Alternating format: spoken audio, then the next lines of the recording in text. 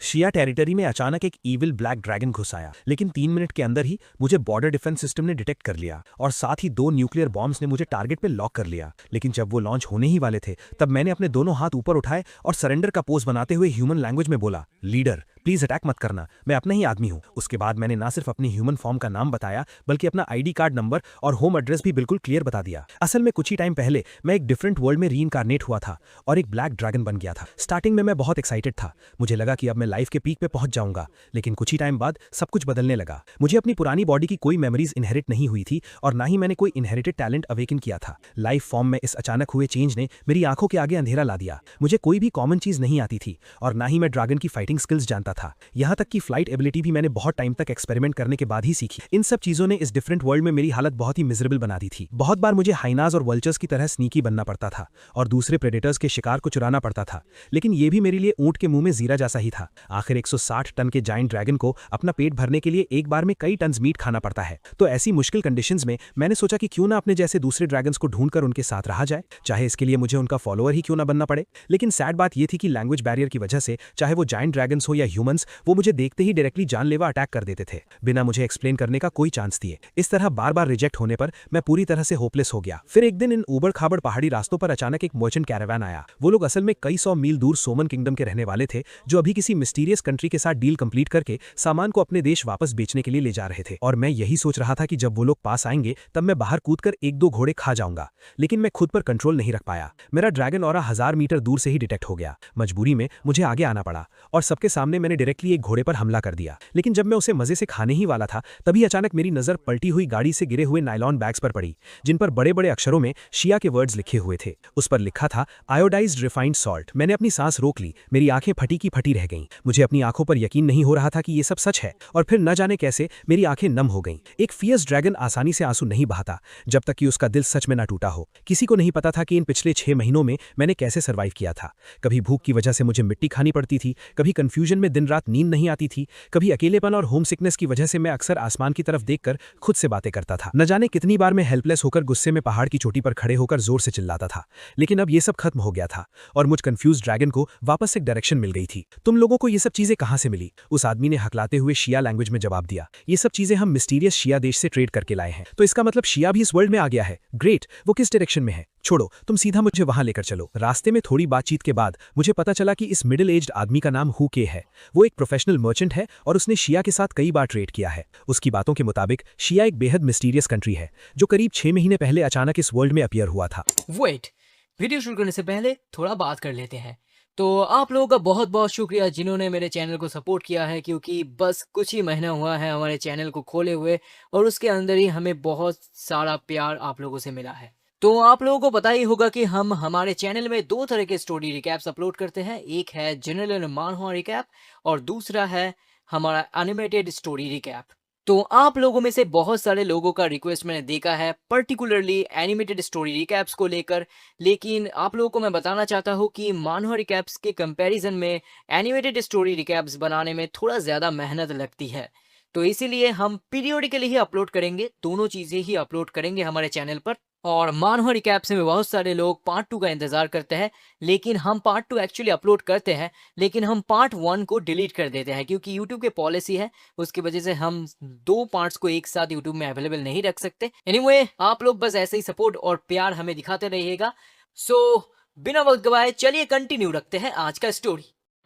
शिया के बॉर्डर और इस वर्ल्ड के बीच एक मिस्टीरियस बैरियर बना हुआ है। बैरियर के अंदर और बाहर दोनों बिल्कुल अलग वर्ल्ड्स हैं। बैरियर के अंदर शिया में कोई मैजिक नहीं है, बल्कि वहां साइंस नाम की एक चीज एग्जिस्ट करती है। वहां के वर्ल्ड रूल्स, हवा और एनवायरनमेंट इस वर्ल्ड से बिल्कुल डिफरेंट है। अगर यहाँ के नेटिव क्रीचर्स वहां गए तो उन्हें severe climate adjustment problem face करनी पड़ेगी, जिसमें या तो वो बीमार पड़ जाएंगे या सीधा मारे जाएंगे। और उसी तरह शिया के लोग भी आसानी से बैरियर के बाहर वाले वर्ल्ड में रहने की हिम्मत नहीं करते, क्योंकि उनकी बॉडी का मैजिक एलिमेंट्स के साथ कोई एफिनिटी नहीं है। अगर उनके पास स्ट्रिक्ट प्रोटेक्शन ना हो तो हर जगह मौजूद मैजिक एलिमेंट्स उनकी बॉडी पर इररिवर्सिबल डैमेज कर सकते हैं। ये बैरियर इन दोनों वर्ल्ड्स को पूरी तरह से अलग रखता है और दोनों अपने अपने तरीके से काम करते हैं, बिना किसी इंटरफेरेंस के। बहुत कम लोग ही शिया के डीपली अंदर तक जा पाए हैं। बस इतना पता है कि उससे पंगा लेना बिल्कुल भी सही नहीं है। ना सिर्फ इसीलिए क्योंकि उनके पास स्ट्रॉन्ग नेशनल पावर और हाईटेक वेपन्स हैं, बल्कि इसीलिए क्योंकि उनके पास न्यूक्लियर नाम का एक अल्टीमेट वेपन भी है जिसके आगे गॉड्स भी कांप उठते हैं। ये सब सुनकर मेरा एक्साइटमेंट और बढ़ गया। क्या सच में मेरा पूरा देश ही इस वर्ल्ड में ट्रांसमाइग्रेट हो गया है?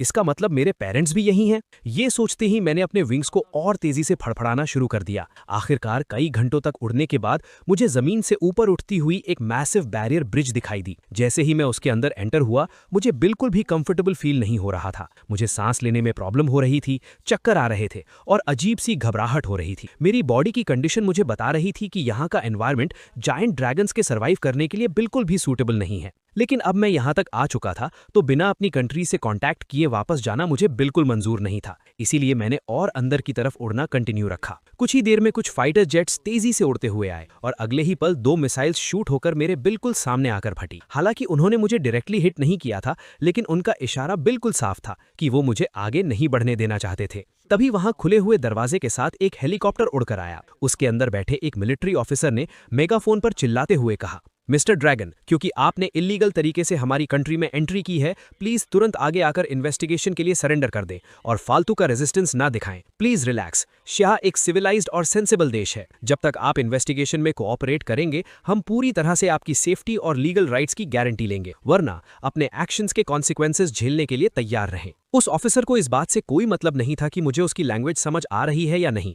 उसने बस अपनी प्रोसीजर फॉलो की। अगर अपर मैनेजमेंट का ये ऑर्डर नहीं होता कि सुपरनैचुरल क्रीचर्स पर तुरंत अटैक नहीं करना है, तो मिलिट्री ने कब का मुझे मार दिया होता। ऑफिसर को लगा था कि ब्लैक ड्रैगन जैसे एरोगेंट क्रीचर को अगर उसकी बात समझ भी आ गई तो भी कोई फायदा नहीं होगा और आखिर में उन्हें अपनी फोर्स का यूज करना ही पड़ेगा। लेकिन किसी ने भी ये एक्सपेक्ट नहीं किया था कि मैं उन्हें देखते ही ऐसे रिएक्ट करूंगा जैसे अपने फैमिली मेंबर्स को देख लिया हो। मैं एक्साइटमेंट में चिल्ला उठा, लीडर प्लीज अटैक मत करना, मैं अपना ही आदमी हूं। सब शॉक थे कि एक ड्रैगन शिया लैंग्वेज बोल रहा है और खुद को उनका आदमी कह रहा है। मिस्टर ड्रैगन, मुझे आपकी बात समझ नहीं आई, क्या आप इसे एक्सप्लेन करेंगे? मैं असल में एक नॉर्मल शिया सिटीजन हूं। बस 6 महीने पहले अचानक न जाने कैसे मैं एक ड्रैगन बन गया। मेरा नाम हुआंग जे है, मेरी एज 26 इयर्स है, मेरा आईडी कार्ड नंबर 45038 है और मेरा होम एड्रेस तियाननैन प्रोविंस, गुईचैंग, ज्यूसिंग डिस्ट्रिक्ट, सीनिंग रोड नंबर 20-1 है। मेरे फादर का नाम हुआंग कांग पिंग है, एज 56, वो एक सेल्फ एम्प्लॉयड आदमी है और मेरी मदर पान शाओलिन के साथ मिलकर एक छोटा सा सुपरमार्केट चलाते हैं।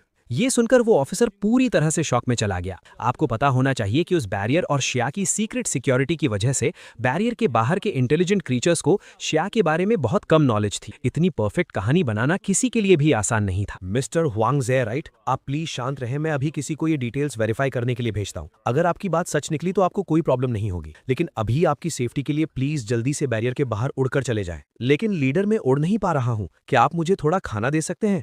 मैंने पिछले 5 दिनों से कुछ नहीं खाया है। उसने रिप्लाई किया, हाँ ऑफ कोर्स, बिल्कुल। थोड़ी देर बाद लेफ्टिनेंट कर्नल लियू वे हान को वॉकी टॉकी पर कंफर्मेशन मिल गया कि इस ब्लैक ड्रैगन ने जो भी डिटेल्स दी थी वो बिल्कुल मैच कर रही हैं। कुछ ही देर में एक हेलीकॉप्टर 4 से 5 टन लेकर वहां पहुंचा। इन्हें देखते ही मुझसे और कंट्रोल नहीं हुआ और मैंने उन्हें स्पीड में खाना शुरू कर दिया। लेकिन सब कुछ खाने के बाद हालांकि मेरा पेट भर चुका था, फिर भी मैं उड़ नहीं पा रहा था और खाते वक्त मुझे फील हुआ कि ये मीट बहुत ड्राई था, बैरियर के बाहर मिलने वाले मीट से बिल्कुल अलग। मैंने कंफ्यूज होकर लेफ्टिनेंट कर्नल लियू वे हान की तरफ देखा। उसने मुस्कुराते हुए एक्सप्लेन किया, ऐसा इसलिए है क्योंकि बैरियर के बाहर रहने वाले एनिमल्स की बॉडी में रिच मैजिक एलिमेंट्स होते हैं। चाहे बात न्यूट्रिशनल वैल्यू की हो या मीट की क्वालिटी की, वो हमारी कंट्री से काफी बेटर होती है। तुम्हें बाहर का मीट खाने की आदत हो गई है, इसलिए ऑब्वियस सी बात है कि तुम्हें यहाँ का मीट टेस्टी नहीं लगेगा। लेकिन तुम्हें टेंशन लेने की जरूरत नहीं है। मैंने सिया एकेडमी ऑफ साइंसेज के एक्सपर्ट से कॉन्टैक्ट किया है। वो लोग तुम्हें बचाने का एक प्लान बनाने के लिए जल्द ही यहाँ आएंगे। इस बीच वो तुम्हारा ब्लड सैंपल निकालेंगे और कुछ चेकअप्स करेंगे। लेकिन तुम टेंशन मत लो, वो तुम्हारी जान को कोई खतरा नहीं होने देंगे। मैंने हामी भरते हुए अपना सिर हिलाया।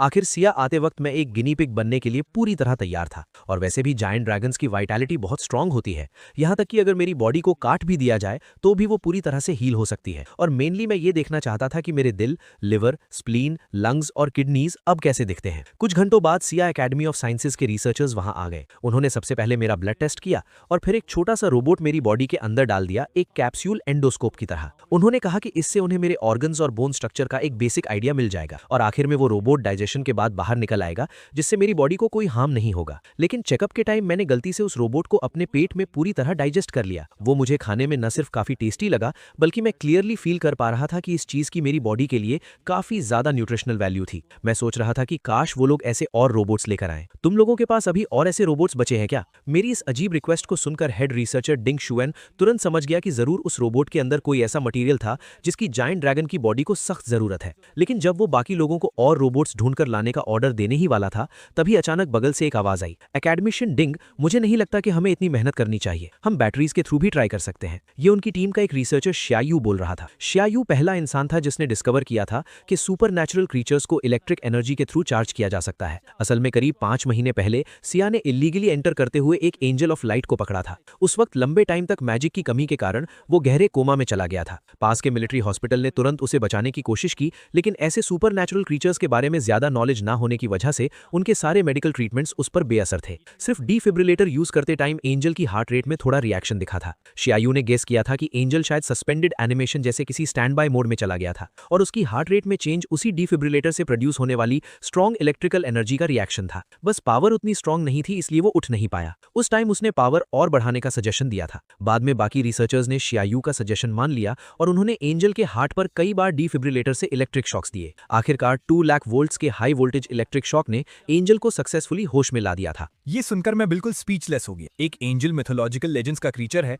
और वो रिचार्ज होकर अपनी एनर्जी वापस पा रहा है। ये सुनने में कितना अजीब और बिना क्लास का लग रहा था, लेकिन थोड़ा ध्यान से सोचने पर मुझे समझ आया कि ये एक फैंटेसी वर्ल्ड है। यहाँ बहुत सी चीजों को अब नॉर्मल नजरिए से नहीं देखा जा सकता था। तो अगर ऐसी बात है तो प्लीज सोचो मत, मुझे तुरंत इलेक्ट्रिक वायर से कनेक्ट करो। डिंग शुएवेन ने हाँ में सिर हिलाया और तुरंत किसी को 2 वायर्स लाने को कहा और उन्हें डायरेक्टली मेरे मुंह में घुसा दिया। जैसे ही कांस्टेंट इलेक्ट्रिक करंट मेरे ब्लड के थ्रू तेजी से मेरे हार्ट तक पहुंचा, मुझे अचानक फील हुआ कि मेरी ड्रैगन बॉडी काफी एनर्जेटिक हो गई है। यहाँ तक कि मैजिक लैक करने का असर भी कम हो गया। मैं उन वायर्स को चबाते हुए उनका पूरा रस लेने लगा और आराम से मेरी आंखें बंद होने लगी। काफी देर बाद मुझे याद आया कि मुझे रिसर्चर्स को अपनी फीलिंग्स बतानी है। मुझे ऐसा फील हो रहा है जैसे मेरी बॉडी में एड्रेनलिन पंप कर दिया गया हो। मेरी पूरी बॉडी एक्साइट हो चुकी है और मैं क्लियरली फील कर सकता हूं कि मैं और स्ट्रांग होता जा रहा हूं। लेकिन सिर्फ चार्जिंग करके स्ट्रांग बनना, क्या इसका स्टैंडर्ड बहुत ज्यादा लोअर सिंपल नहीं है? ये सुनकर डिंग शुएवेन मुस्कुराया और बोला, मिस्टर हुआंग, आप अभी इस बात को समझ नहीं रहे हैं। इसका स्टैंडर्ड बिल्कुल भी लो नहीं है, क्योंकि हमारी शाह के यहाँ आने से पहले इस वर्ल्ड में इलेक्ट्रिसिटी एग्जिस्ट ही नहीं करती थी। इलेक्ट्रिसिटी एग्जिस्ट नहीं करती थी?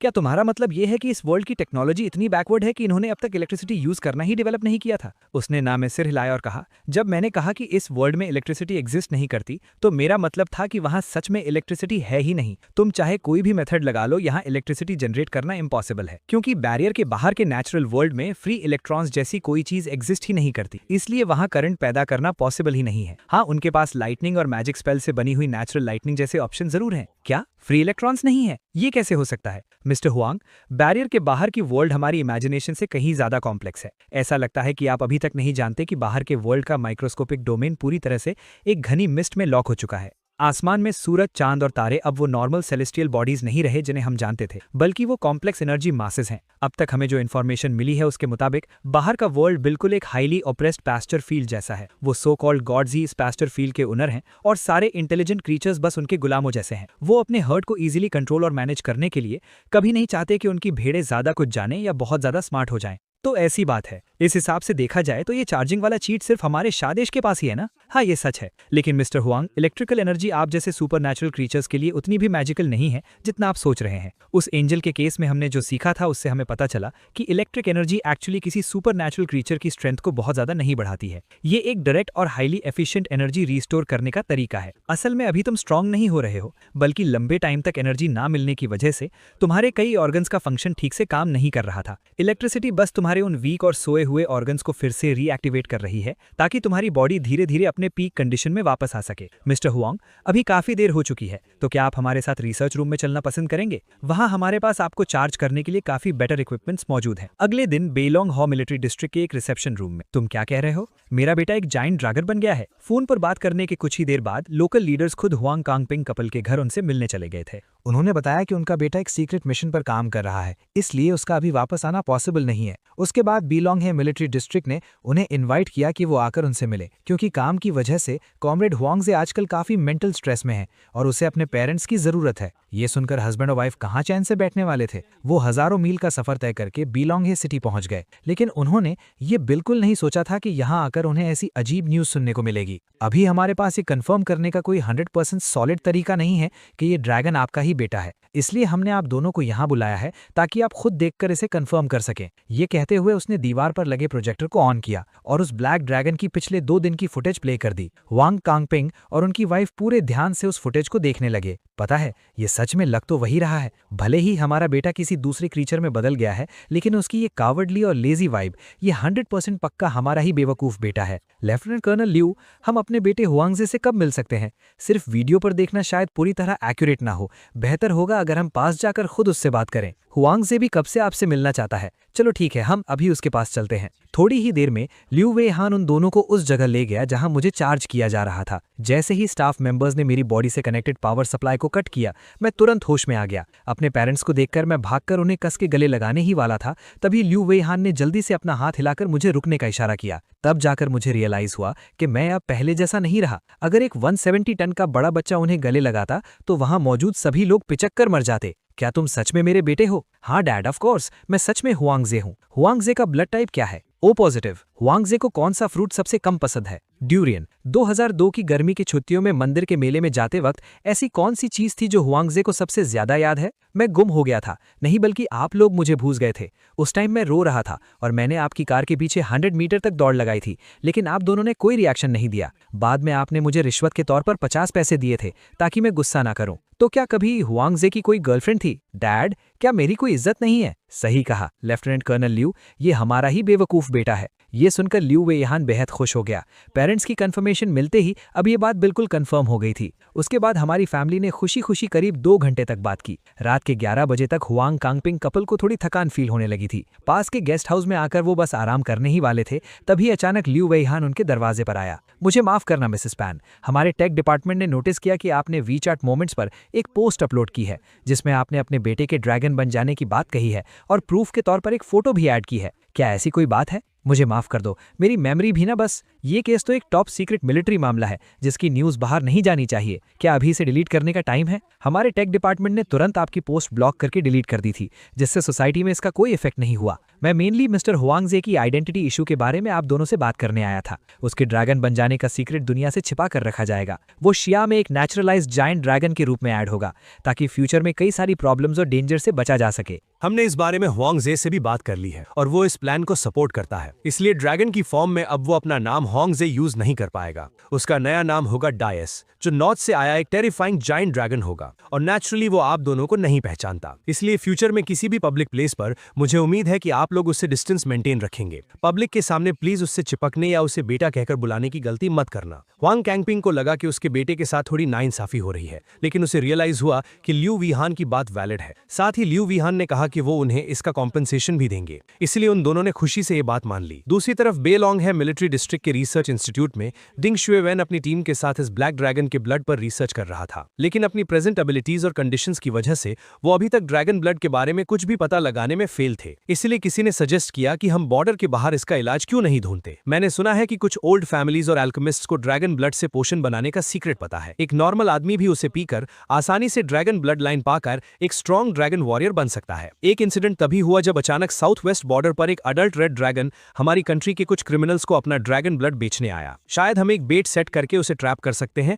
और उसे आसानी से पकड़ सकते हैं। ये सुनकर डिंग शियावेन की आंखें चमक उठी। हालांकि बॉर्डर के बाहर जाकर एक अडल्ट रेड ड्रैगन को मारना काफी मुश्किल था, लेकिन एक अडल्ट ब्लैक ड्रैगन किसी रेड ड्रैगन से ज्यादा स्ट्रांग होता है और ऊपर से हम हुआंगजे को कुछ हाईटेक वेपन्स भी पहना सकते थे और कुछ J-20 फाइटर जेट्स को उसकी सपोर्ट में भेज सकते थे। मैं नहीं मानता कि इन सब के बाद भी हम एक रेड ड्रैगन को गिरा नहीं पाएंगे और एक बार मिस्टर हुआंगजे अपने ह्यूमन फॉर्म में वापस आने का मेथड सीख लें तो हम उनके लिए गर्लफ्रेंड ढूंढने का सोच सकते हैं। डिंग शियावेन इस बारे में जितना सोचता उसे उतना ही अफसोस होता, लेकिन इससे पहले मुझे ये ब्लैक ड्रैगन की आइडेंटिटी फिक्स करनी होगी। उसके बाद ही लोग उसे पब्लिक व्यू में देख पाएंगे और वो कंट्री के लिए प्रॉपर तरीके से काम कर पाएगा। तो डिंग शियोवेन मेरे पास आया और उसने अपनी लिखी हुई स्क्रिप्ट दिखाई, जिसके मुताबिक डायस नाम का एक स्ट्रॉन्ग ब्लैक ड्रैगन एक ईवल डीमन किंग से लड़ते वक्त बुरी तरह जख्मी हो गया, जिसके बाद कुछ गंदे नॉल्स ने उसे घेर लिया। जब ड्रैगन मौत की कगार पर खड़ा था, एक बहादुर और खूबसूरत फीमेल प्रोस्पेक्टर कैप्टन ने उस ब्लैक ड्रैगन को देखा और लोगों के मना करने के बावजूद उसकी जान बचा ली, जिससे ड्रैगन को इस खतरे से निकलने का रास्ता मिल गया। एक सेकंड, क्या तुम्हें ये स्क्रिप्ट थोड़ी इलॉजिकल नहीं लग रही? ऐसी कौन सी ब्यूटीफुल औरत होती है जो बॉर्डर के बाहर जाकर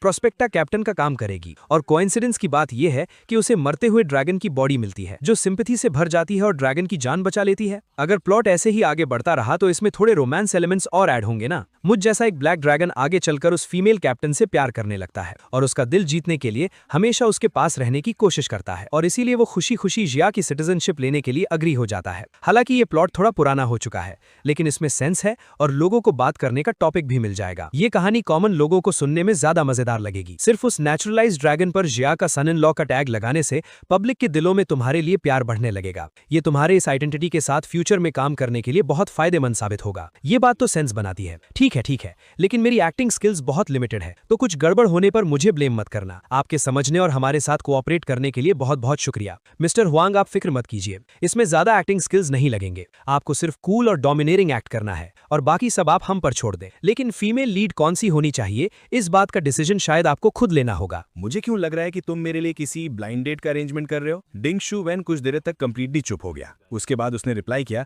लगता है कि अब आपसे ये छिपाकर रखने की कोई जरूरत नहीं है। मिस्टर वैंग, अगर आप ऐसा सोचना चाहते हैं तो उसमें कोई बुराई नहीं है। हम सच में आपके लिए गर्लफ्रेंड ढूंढना चाहते थे, ताकि ना सिर्फ आपकी लव लाइफ रिच बने बल्कि आपकी मेंटल हेल्थ को मेंटेन करने में भी मदद मिले। दूसरा, हम ये भी टेस्ट करना चाहते हैं कि सुपरनैचुरल बीइंग्स में कोई ह्यूमन इंस्टिंक्ट बाकी रहती है या नहीं। इसलिए हम चाहते हैं कि आप ह्यूमंस, ड्रैगन्स और एल्व्स जैसे लोगों में इंटरब्रीडिंग को रिसर्च कर सकें। एक ग्रैंड ड्रैगन होते हुए भी देश को मेरे लिए एक बीवी चुनकर लानी पड़ रही है। ये सोचकर ही कितना अजीब लग रहा है ना।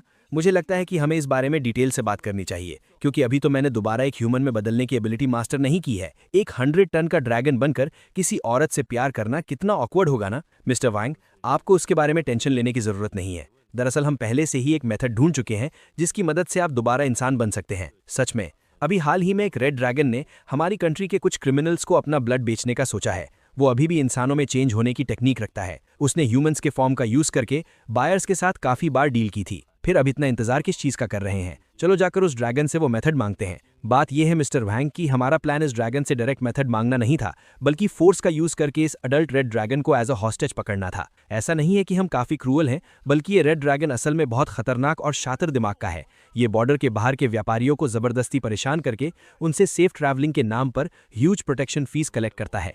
सिर्फ यही नहीं, वो हमारे देश के घुसखोरों के साथ मिलकर हमारे नेशनल सीक्रेट्स और स्ट्रेटेजिक रिसोर्सेज को चुरा रहा था। हम सच में उसके सामने फाइट करने ही वाले थे, लेकिन बॉर्डर के बाहर जाकर एक अडल्ट रेड ड्रैगन को एज अ हॉस्टेज पकड़ना काफी मुश्किल हो गया था। आखिर मैं रेड ड्रैगन से कैसे लड़ सकता था जब मैं पहले से सबसे बेकार ड्रैगन व्हाइट ड्रैगन तक को हरा नहीं पाया था। इसी बीच डिंग शू वैन मेरी टेंशन को फिगर आउट कर चुका था और बोलने ही वाला था। ब्लैक ड्रैगन्स जायंट ड्रैगन्स की ट्राइब में क्लोज कॉम्बैट के मास्टर माने जाते हैं, और वैसे भी हम आपको अकेले थोड़ी ना उस ड्रैगन से लड़ने को भेजेंगे। हमारी मिलिट्री आपके सपोर्ट में फाइटर जेट्स और ग्राउंड यूनिट्स तैयार रखेगी। क्या ये पूरा सेटअप एक अकेले रेड ड्रैगन को मारने में आसानी से काम नहीं करेगा? उसके मुंह से ऐसी बातें सुनकर मैं गहरे सोचों में खो गया। अगर मैं अभी एक लोनली ड्रैगन होता तो अकेले फाइट करने में प्रॉब्लम नहीं थी, लेकिन अब मैं अपनी मदरलैंड को लौट चुका था। देश के रिसोर्सेज की मदद से मैं अच्छे से खा और आराम कर पाता था, और उस इलेक्ट्रिक फील्ड की मदद से लगातार अपनी पावर भी बढ़ाता रहता था। मुझे अब ये सोचकर ही डर लग रहा था कि शिया के वो सभी सिटीजन्स जिन्हें एक जायंट ड्रैगन के एग्जिस्टेंस के बारे में पता है, वो जरूर मुझसे काफी हाई एक्सपेक्टेशंस लगाए बैठे होंगे। ये सोचते ही मेरी आंखों में एक डिटर्मिनेशन आ गया। ठीक है, मैं उस रेड ड्रैगन को हैंडल करने के लिए तैयार हूं, लेकिन उससे पहले क्या मुझे प्रैक्टिस करने के लिए कोई वीक अपोनेंट नहीं ढूंढना चाहिए? आखिर मेरा कॉम्बैट एक्सपीरियंस बहुत कम है और मैंने अभी तक अपनी बॉडी और एबिलिटीज को पूरी तरह मास्टर नहीं किया है। इसमें कोई प्रॉब्लम नहीं है। असल में आपका प्लान हमारे प्लान से बिल्कुल मैच करता है। मिस्टर हुआंगजे, यहाँ देखिए, बेलोंगहा के नंबर 1 ट्रेड पोर्ट से नॉर्थ ईस्ट डायरेक्शन में करीब 100 किलोमीटर दूर एक अडल्ट काइमेरा रहता है जिसका लाइफ लेवल करीब लेवल 5 का है। आपके फर्स्ट प्रैक्टिस टारगेट के लिए इससे बेटर कोई नहीं हो सकता। नंबर 5 ट्रेड पोर्ट से वेस्ट डायरेक्शन में करीब 120 किलोमीटर दूर एक सब अडल्ट फीनिक्स रहता है। उसका लाइफ लेवल 6 के आसपास है, जो आपका सेकंड चैलेंज टारगेट बन सकता है। नंबर 4 ट्रेड पोर्ट से नॉर्थ डायरेक्शन में करीब 200 किलोमीटर दूर एक वॉल्केनो है जहां एक लेवल 7 का रॉक डीमन रहता है। रहता है, वो आपका फाइनल चैलेंज टारगेट होगा। अगर आप उसे हरा देते हैं तो उस रेड ड्रैगन को हराना 100% कंफर्म हो जाएगा। अपना फाइनल चैलेंज टारगेट देखकर मेरी आंखें फटी की फटी रह गई। आपको पता होना चाहिए कि एक लेवल 7 सुपरनैचुरल क्रीचर का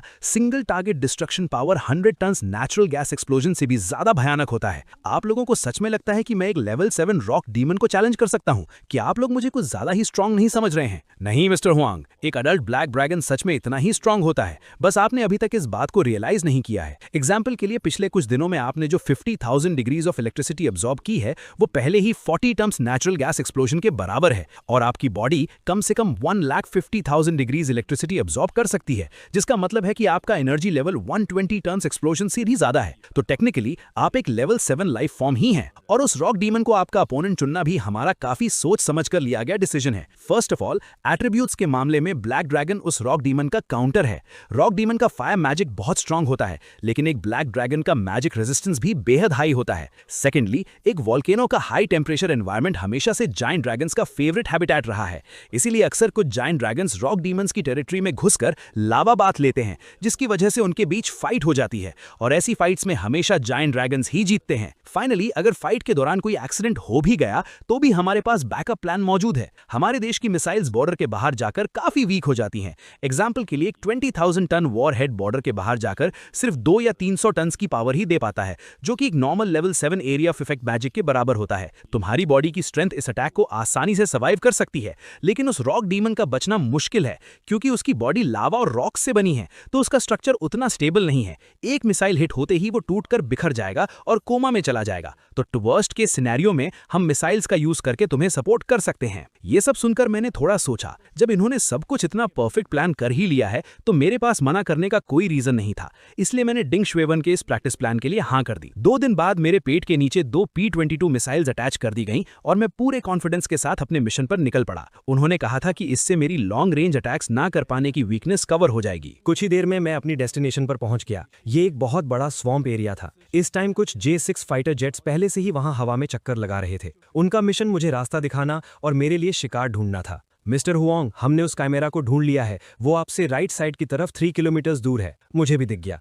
क्या और कोई प्रॉब्लम है? अगर नहीं है तो मैं अटैक करने जा रहा हूं। उस कैमरा को भी कुछ गड़बड़ फील होने लगी थी। पिछले 2 दिनों से कुछ J-6 फाइटर जेट्स उसकी टेरिटरी के आसपास मंडरा रहे थे, जो क्लियरली उसकी स्काउटिंग कर रहे थे। कैमरा जैसे नेटिव क्रीचर के लिए J-6 फाइटर जेट्स बहुत ही अनोइंग चीज थे। पहला तो वो बहुत फास्ट थे और दूसरा वो बहुत ज्यादा नॉइस करते थे। इसलिए पिछले 2 दिनों से J-6 फाइटर जेट्स का शोर सुनकर कैमरा बहुत फ्रस्ट्रेटेड हो गया था। जैसे इंसान मच्छरों से नफरत करते हैं और उन्हें एक थप्पड़ में मार देना चाहते हैं, वैसे ही वो भी उन जेट्स को खत्म करना चाहता था। लेकिन थैंकफुली उसकी ये परेशानी जल्द ही खत्म हो गई, क्योंकि एक जायंट ब्लैक ड्रैगन बेहद गुस्से में उसकी तरफ झपटा। मेरी ड्रैगन ऑरा का टेरर इतना रियल था कि 1000 मीटर्स दूर से ही उसे एक ऐसा डर और घुटन फील हुई जो उसने पहले कभी फील नहीं की थी। वो डर के मारे कुछ सेकंड्स के लिए बिल्कुल फ्रीज हो गया था, और जब तक वो रिएक्ट कर पाता, मेरे मजबूत पंजों ने उसे एक ही झटके में जमीन पर पटक दिया था। उस वक्त मैं भी काफी सरप्राइज था। पहले मेरा ड्रैगन ऑरा बस एक पैसिव स्किल जैसा हुआ करता था। मैंने जमीन पर बिना हिले डुले पड़े हुए उस कैमरा को देखा और मुझे फील हुआ कि मुझे तो फाइट में बिल्कुल भी मजा नहीं आया। कितना बोरिंग है। मुझे तो फाइट एंजॉय करने का मौका ही नहीं मिला। मैं तो अपनी 2 मिसाइल्स भी शूट करना चाहता था। ब्रदर्स, मुझे नहीं लगा था कि ये बंदा इतना कमजोर निकलेगा। मैं खुद पर कंट्रोल नहीं कर पाया और एक ही हिट में इसे बेहोश कर दिया। मुझे तो मिसाइल्स टेस्ट करने का चांस ही नहीं मिला। अब आगे क्या करना है? क्या हम नेक्स्ट लोकेशन पर चलें? सर, कमांड सेंटर का सजेशन है कि आप पहले वापस आ जाएं। हमारा टारगेट नंबर 2 यहां से 200 किलोमीटर से भी ज्यादा दूर है और बॉर्डर के बाहर हमारे फाइटर जेट्स की फ्लाइट रेंज लिमिटेड है। इसलिए अगर हम वहां गए तो वो आपको ज्यादा देर तक सपोर्ट नहीं कर पाएंगे। साथ ही एकेडमिशियन डिंग चाहते हैं कि आप उस कैमरा को अपने साथ वापस ले आएं। वो लोग उस पर कुछ रिसर्च करना चाहते हैं। फाइन, मैंने हेल्पलेसली उस कैमरा को अपने मुंह में दबाया और वापस उड़ चला। बेस पर वापस पहुंचने के बाद मुझे कोई मतलब नहीं था कि शिया एकेडमी ऑफ साइंसेज उस कैमरा के साथ क्या करने वाली है। मैंने डायरेक्टली कम्युनिकेशन चैनल में चिल्लाकर कहा, let's go brothers, next fight के लिए निकलते हैं। Wait a minute mister Huang, उस फीनिक्स के पास जाने से पहले मुझे आपसे एक इशू डिस्कस करना है। क्या इशू है? कोई बड़ी प्रॉब्लम नहीं है, बस हम चाहते हैं कि जब आप उस फीनिक्स से फाइट करें तो थोड़ा हल्के हाथ से अटैक करें। फीनिक्स एक बेहद रेयर क्रीचर है। हमारी करंट इन्फॉर्मेशन के मुताबिक बॉर्डर के बाहर उनकी टोटल पॉपुलेशन 50 भी नहीं बची है। वो एक एंडेंजर्ड सुपरनैचुरल लाइफ फॉर्म बन चुके हैं। हमारी कंट्री अभी एक नया एनिमल प्रोटेक्शन लॉ बनाने का प्लान कर रही है और वो फीनिक्स को वर्ल्ड्स लेवल 1 प्रोटेक्टेड एनिमल्स की लिस्ट में ऐड करना चाहते हैं।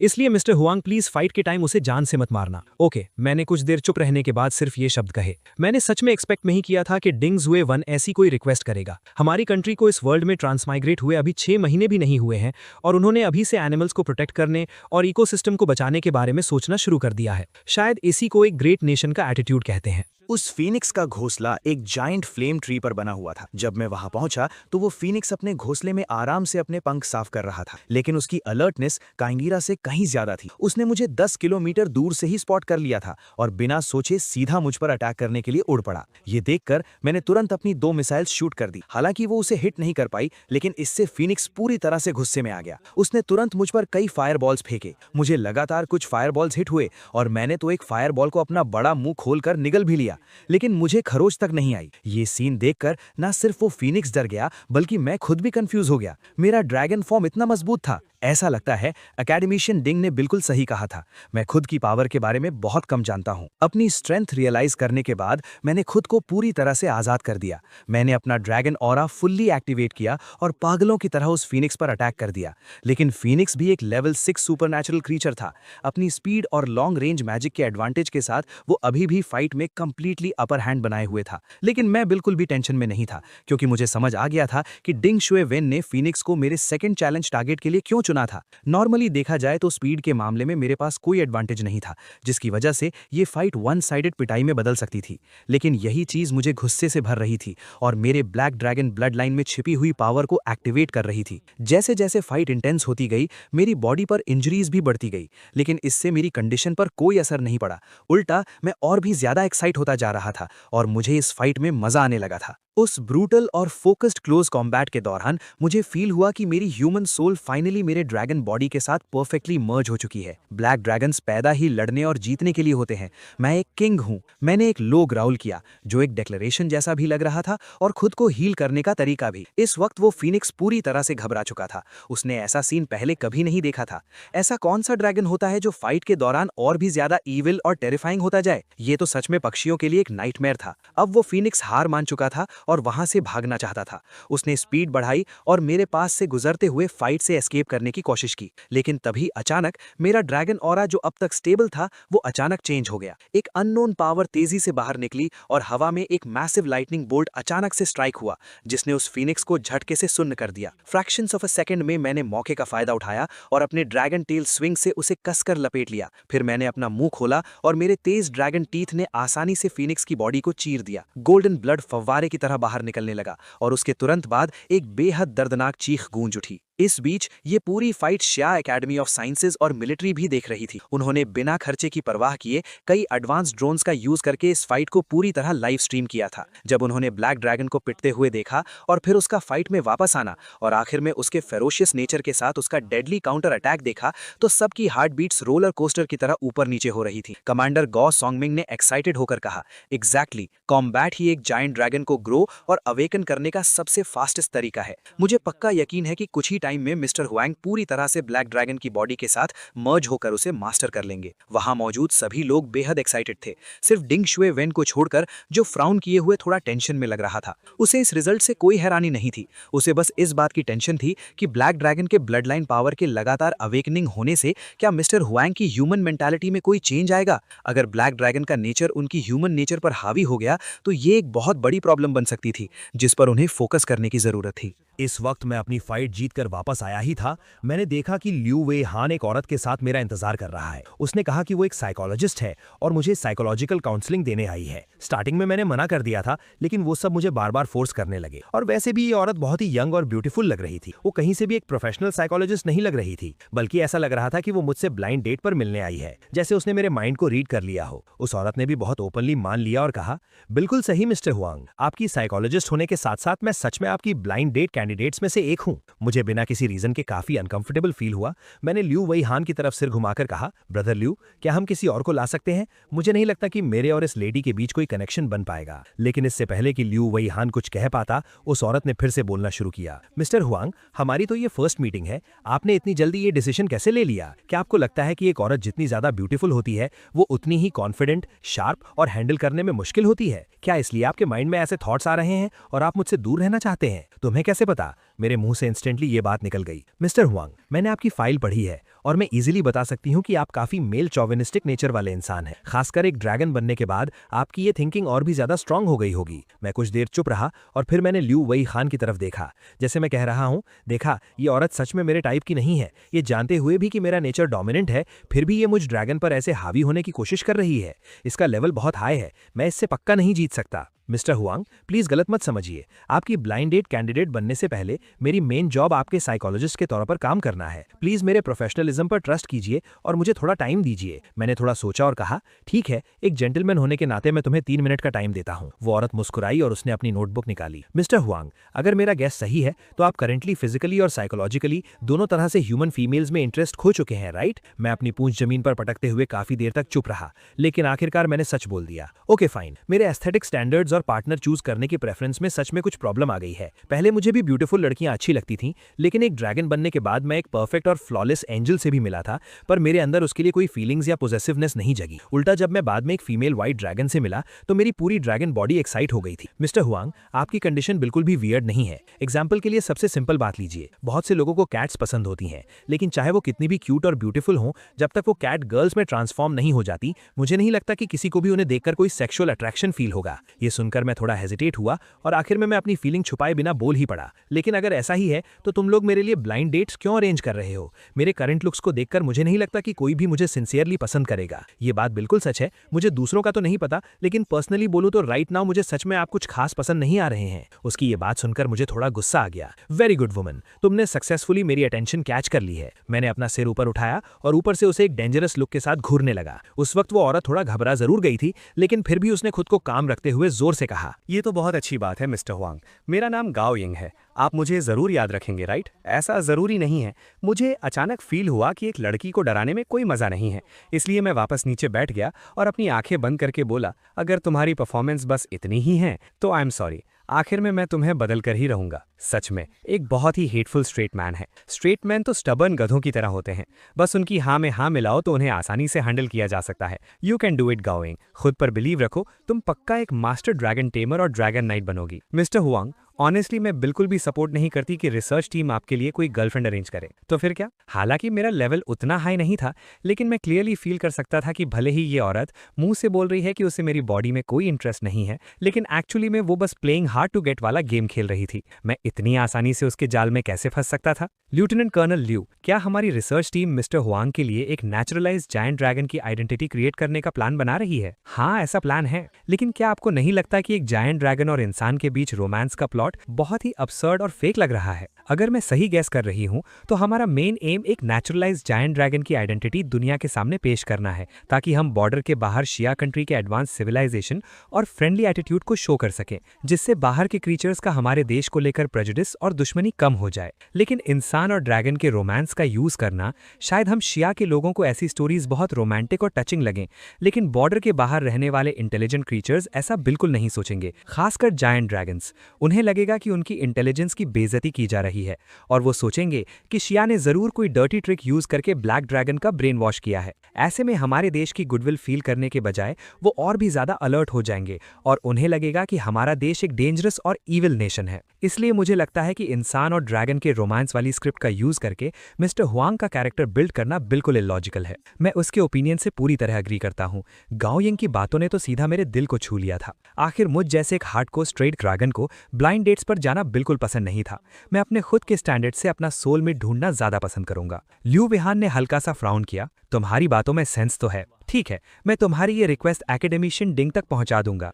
मैं उनकी टीम से इस पर दोबारा डिस्कशन करने को कहूंगा और तुम भी उस मीटिंग में ज्वाइन कर सकती हो। ओके। गाओ यिंग एक फूल की तरह मुस्कुराई और उसने प्लेफुली मुझे आंख मारी। मिस गाओ, चूंकि आपको लगता है कि इंसान और ड्रैगन के रोमांस वाली स्क्रिप्ट मेरे लिए सूटेबल नहीं है, तो पक्का आपके पास कोई बेटर प्लान होगा। मेरे पास सच में एक बेटर प्लान है और वो है हमारी शिया कंट्री की एडवांस टेक्नोलॉजी, सिस्टम और आइडियोलॉजी। ऐसा नहीं है कि सारे इंटेलिजेंट क्रीचर्स सिर्फ रोमांस ही चाहते हों। मेरा प्लान ये है कि मिस्टर हुआंग एक ऐसे ब्लैक ड्रैगन हैं जो नॉलेज की भूख और क्यूरियोसिटी से भरे हुए हैं, और बाय चांस उनका सामना हमारी कंट्री के ब्रिलियंट सिविलाइजेशन से होता है। Particle collision, big bang theory, origin of species, calculus, atomic energy, electromagnetism, ऐसी अनहर्ड नॉलेज और टेक्नोलॉजी को देखकर ब्लैक ड्रैगन पूरी तरह फैसिनेटेड हो जाता है और उसकी तारीफ करने से खुद को रोक नहीं पाता। धीरे धीरे ब्लैक ड्रैगन को रियलाइज होता है कि पुराना वर्ल्ड कितना डार्क, करप्ट और बैकवर्ड है। उसे गहराई से समझ आता है कि थॉट्स को लिबरेट करना और प्रोडक्टिविटी डेवलप करना ही उस पुराने वर्ल्ड को आज़ाद करने, जायंट ड्रैगन रेस को बचाने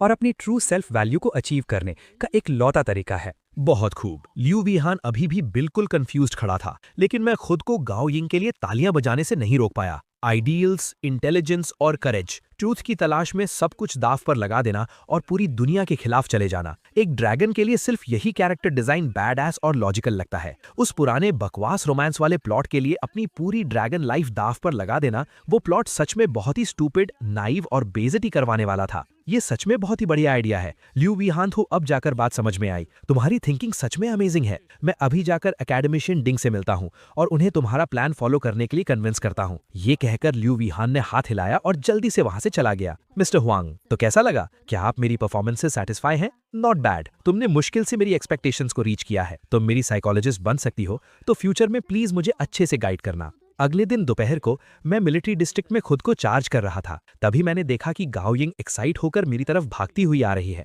उसने बताया कि सुबह एकेडमिशियन डिंग ने फिर से एक डिस्कशन मीटिंग रखी थी और उन्होंने उसके आइडिया को हाईली अप्रिशिएट किया और एक नई स्क्रिप्ट बनाने का डिसीजन लिया। करंट डिस्कशन के बाद जो बेसिक स्क्रिप्ट रेडी हुई थी वो कुछ ऐसी थी। एक इविल गॉड द्वारा कर्स्ड जायंट ड्रैगन जो अपनी बॉडी और सोल का दर्द बर्दाश्त नहीं कर पाता, वो एक दिन बेहोशी की हालत में शिया कंट्री की टेरिटरी में घुस आता है। सेफ्टी रीजंस की वजह से हमारी कंट्री सीधा मिसाइल्स लॉन्च करके उसे गिरा देती है और उसे बंदी बना लेती है। उसके बाद का प्रोसेस काफी लंबा और धीरे धीरे चेंज होने वाला था। जब जायंट ड्रैगन गहराई से शिया कंट्री के हर एस्पेक्ट को समझता है तो उसके दिल में नॉलेज जमा होने लगती है और फाइनली ये क्वांटिटी चेंज एक क्वालिटी चेंज में बदल जाती है। उसके थॉट्स अवेकन होने लगते हैं और वो अपनी डेस्टिनी बदलने का फैसला करता है और हिस्ट्री का सबसे पहला जायंट ड्रैगन रेवोल्यूशनरी बन जाता है। ये सुनने के बाद मुझे ये काफी रीजनेबल और लॉजिकल लगा। कम से कम इंसान और ड्रैगन के रोमांस से तो काफी बेटर था, इसलिए मैंने हाँ कर दी। रिसर्च टीम की एफिशिएंसी बहुत ज्यादा हाई थी। गाओ यिंग के वापस जाकर रिपोर्ट करने के बाद दोपहर को ही उन्होंने वर्कर्स को लगाकर इस सीन को शूट कर लिया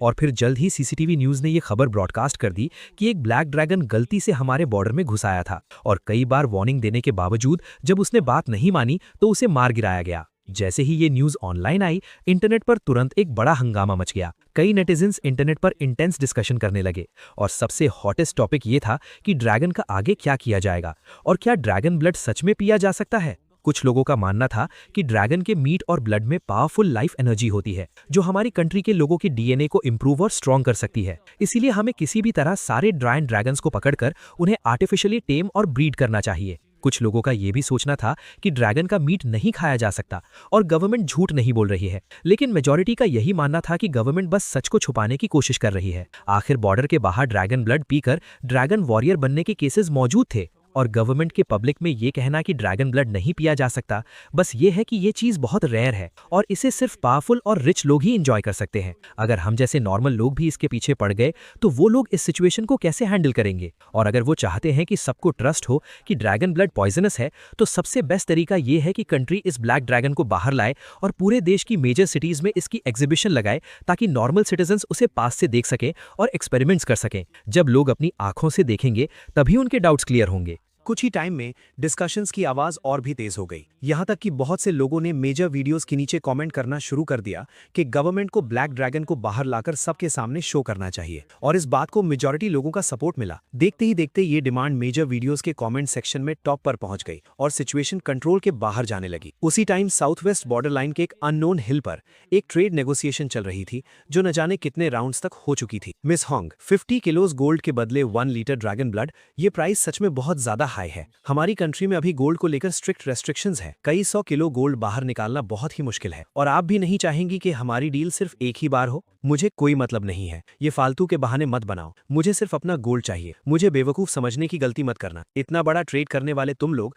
पक्का तुम लोगों का गवर्नमेंट बैकग्राउंड होगा। मुझे भी समझ आ गया है, तुम जैसे छोटे मोटे लोगों से बहस करने से अच्छा है मैं डायरेक्टली शिया गवर्नमेंट से बात करूं। क्या उनके पास हजारों टन गोल्ड का रिजर्व नहीं है? हो सकता है अगर मैं अपना एटीट्यूड अच्छा रखूं तो मैं शिया कंट्री के साथ वॉलंटरीली कोऑपरेट करने वाली पहली जायंट ड्रैगन बन जाऊं। ड्रैगन ब्लड खरीदने के लिए लाखों गोल्ड खर्च करना उनके लिए कोई बड़ी बात नहीं है। वो शिया के लोग शॉक्ड होकर एक दूसरे को देखने लगे। उन्होंने बिल्कुल एक्सपेक्ट नहीं किया था कि वो ऐसी बात कहेगी। काफी देर बाद उनके लीडर ने केयरफुली पूछा, लेकिन अगर ऐसा है तो मिस होंग, क्या आपको डर नहीं लगता कि आपको धोखा देकर फंसा लिया जाएगा? आपको पता होना चाहिए कि शिया गवर्नमेंट की रेपुटेशन कोई बहुत अच्छी नहीं है। जब वो अपने सिटीजन्स के बॉर्डर क्रॉस करने की फ्रीडम और लीगल वेल्थ को कंट्रोल और रिस्ट्रिक्ट कर सकते हैं, तो फिर तुम लोगों को मुझसे धोखा खाने का डर क्यों नहीं है? रीजन सिंपल है, क्योंकि प्रॉफिट बहुत हाई है और तुम लोग ये रिस्क लेने के लिए तैयार हो। ये सुनकर वो शिया के लोग स्पीचलेस हो गए। उन्हें मानना पड़ा कि मिस होंग की बातों में सेंस था। अगर वो पावर और इमॉर्टैलिटी के लालच में अंधे ना हुए होते तो भला वो अपनी जान खतरे में डालकर एक पावरफुल रेड ड्रैगन से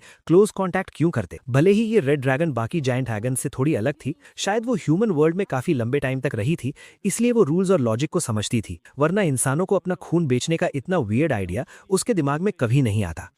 हालांकि इंसानों को बहुत अच्छे से समझने की वजह से इस रेड ड्रैगन को बेवकूफ बनाना बहुत ही मुश्किल था। उन लोगों ने अपनी पूरी जान लगा दी, तब जाकर वो 100 kilos gold for 1 litre dragon blood के प्राइस को बार्गेन करके 50 किलोज तक कम करवा पाए। इससे नीचे तो रेड ड्रैगन किसी भी कीमत पर मानने को तैयार नहीं थी। उस रेड ड्रैगन के मुताबिक उसने ये डिस्काउंट भी सिर्फ इसलिए दिया था क्योंकि वो सब वाओकीन के बिलीवर्स थे। उन लोगों ने बॉर्डर के बाहर फ्रीली जीने के लिए गॉड ऑफ कॉमर्स वाओकीन को अपना गोल्ड और फेथ ऑफर कर दिया था और बाहर की फ्री सिटीजन्स बन गए थे। मिस होंग, अगर आप हमें ड्रैगन ब्लड पोशन का फॉर्मूला दे दे तो हम इस प्राइस पर डील करने के लिए तैयार है। एक जायंट ड्रैगन से ड्रैगन ब्लड पोशन का फॉर्मूला मांग रहे हो? क्या दिमाग खराब हो गया है तुम्हारा? ड्रैगन ब्लड पोशन एक ऐसा एंशिएंट पोशन है जो इंसानों को भी एक जायंट ड्रैगन की पावर दे सकता है। ये सबसे पहले ड्रैगन गॉड द्वारा इंसानों को एक गिफ्ट के रूप में दिया गया था, जो कि जायंट ड्रैगन्स के लिए एक पनिशमेंट भी था। अगर मैंने वो पोशन फॉर्मूला तुम लोगों को दे दिया तो क्या तुम जिया के लोग डायरेक्टली दूसरों को ड्रैगन्स का शिकार करने के लिए एनकरेज नहीं करोगे? क्या ऐसा करने से मैं अपनी ड्रैगन रेस की गुनहगार नहीं बन जाऊंगी? मैं एक प्रिंसिपल्स वाली ड्रैगन रेस हूं,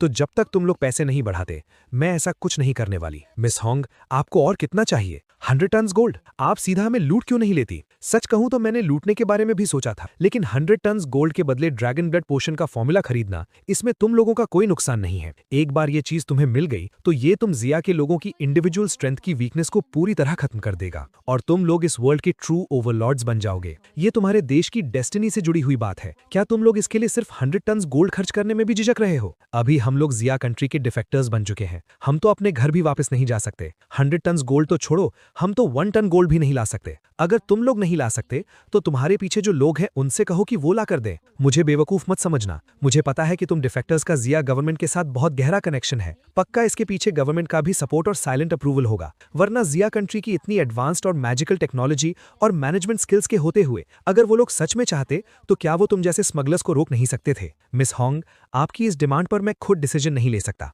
मुझे वापस जाकर अपने हायर अप से डिस्कस करना होगा, तभी मैं आपको कोई जवाब दे पाऊंगा। ठीक है, लेकिन तुम अकेले वापस जाओगे और मैं तुम्हें सिर्फ 4 आवर्स का टाइम दे रही हूं। सनसेट से पहले मुझे मेरा जवाब चाहिए, वरना मैं तुम्हारे इन दोनों साथियों को मार दूंगी। हालांकि हम जायंट ड्रैगन्स अक्सर अपनी बात से मुकर जाते हैं, लेकिन इस बार मैं एब्सोल्युटली सीरियस हूं। 2 घंटे बाद, अब सिर्फ कुछ ही घंटे बचे हैं। क्या लाओ ज़ैंग वापस आ पाएगा? वो डेफिनेटली वापस आ जाएगा। मैं लाओ ज़ैंग को जानता हूँ, वो बहुत लॉयल इंसान है। उनके लीडर का सरनेम ज़ैंग था। वो पहले एक रिच सेकंड जनरेशन किड हुआ करता था, जिसके पास बहुत अच्छे कनेक्शंस और करेज था। वो इस स्मगलर ऑर्गेनाइजेशन के मेन फाउंडर्स में से एक था। डिफरेंट वर्ल्ड में ट्रांसमाइग्रेट होने के बाद जब नॉर्मल लोग दुनिया के इस बदलाव को देखकर पैनिक कर रहे थे, तब कुछ बोल्ड और एम्बिशियस लोगों ने सीक्रेटली बॉर्डर के बाहर कॉन्टैक्ट करना शुरू कर दिया था। और फिर उन्हें जल्द ही रियलाइज हो गया कि बॉर्डर के बाहर का मैजिक वर्ल्ड मॉडर्न सोसाइटी से कहीं ज्यादा एक्साइटिंग था। इसलिए गवर्नमेंट के एक्शन लेने से पहले ही लाओ ज़ैंग और उसके साथियों ने हंड्रेड्स ऑफ इंटरनेट फ्रेंड्स को साथ मिलाकर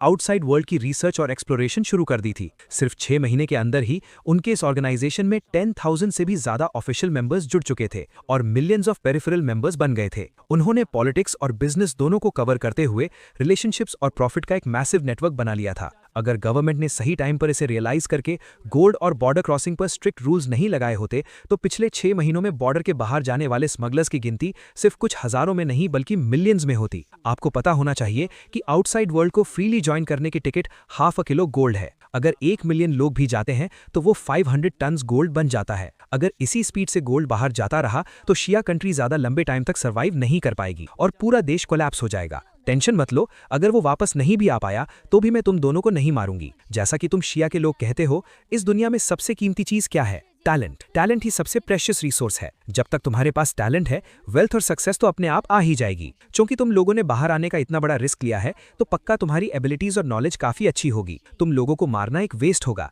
इससे अच्छा है कि तुम यहीं रुककर मेरे सर्वेंट्स बन जाओ। वो दोनों कंफ्यूजन में एक दूसरे को देखने लगे। उन्हें समझ नहीं आ रहा था कि मिस हॉन्ग ने अचानक ऐसी बात क्यों कही। ऐसा लग रहा था जैसे वो उनके दिल जीतने की कोशिश कर रही है। एक्चुअली मुझे तुम्हारी शिया कंट्री बहुत पसंद है, खासकर तुम्हारी सिविलाइजेशन। तुम्हारी शिया कंट्री कोई नॉर्मल कंट्री नहीं है, बल्कि एक कंट्री के भेष में छुपी हुई एक टेरिफाइंग सिविलाइजेशन है। ये देखने में भले ही हार्मलेस और जेंटल लगती हो, लेकिन असल में इसके अंदर बहुत ही स्ट्रॉन्ग, अग्रेसिव और असिमिलेटिंग पावर है। यहाँ तक कि मुझ जैसी thousands of years old giant dragon भी तुम्हारी शिया सिविलाइजेशन को जानने के बाद खुद को उससे फैसिनेट होने से नहीं रोक पाई। तुम्हारी सिविलाइजेशन की हिस्ट्री सिर्फ कुछ 1000 ईयर्स पुरानी है, जो कि कुछ ओल्ड ड्रैगन्स की लाइफ से भी छोटी है, लेकिन इसके अंदर की डिटेल्स और एलिमेंट्स हमारी ड्रैगन रेस की hundreds of thousands of years पुरानी हिस्ट्री से कहीं ज्यादा रिच और एक्साइटिंग है। ऑफ कोर्स इसका मेन रीजन ये भी है कि हमारा वर्ल्ड बहुत ही डार्क और डिप्रेसिंग है। यहाँ गॉड सब कुछ कंट्रोल करते हैं और वॉर और केओस यहाँ की नॉर्मल चीजें हैं। सच कहूं तो तुम शिया लोगों के यहाँ आने से मैं बहुत खुश हूँ। आखिर इस सड़े हुए वर्ल्ड को, जो एक रुके हुए पानी की तरह है,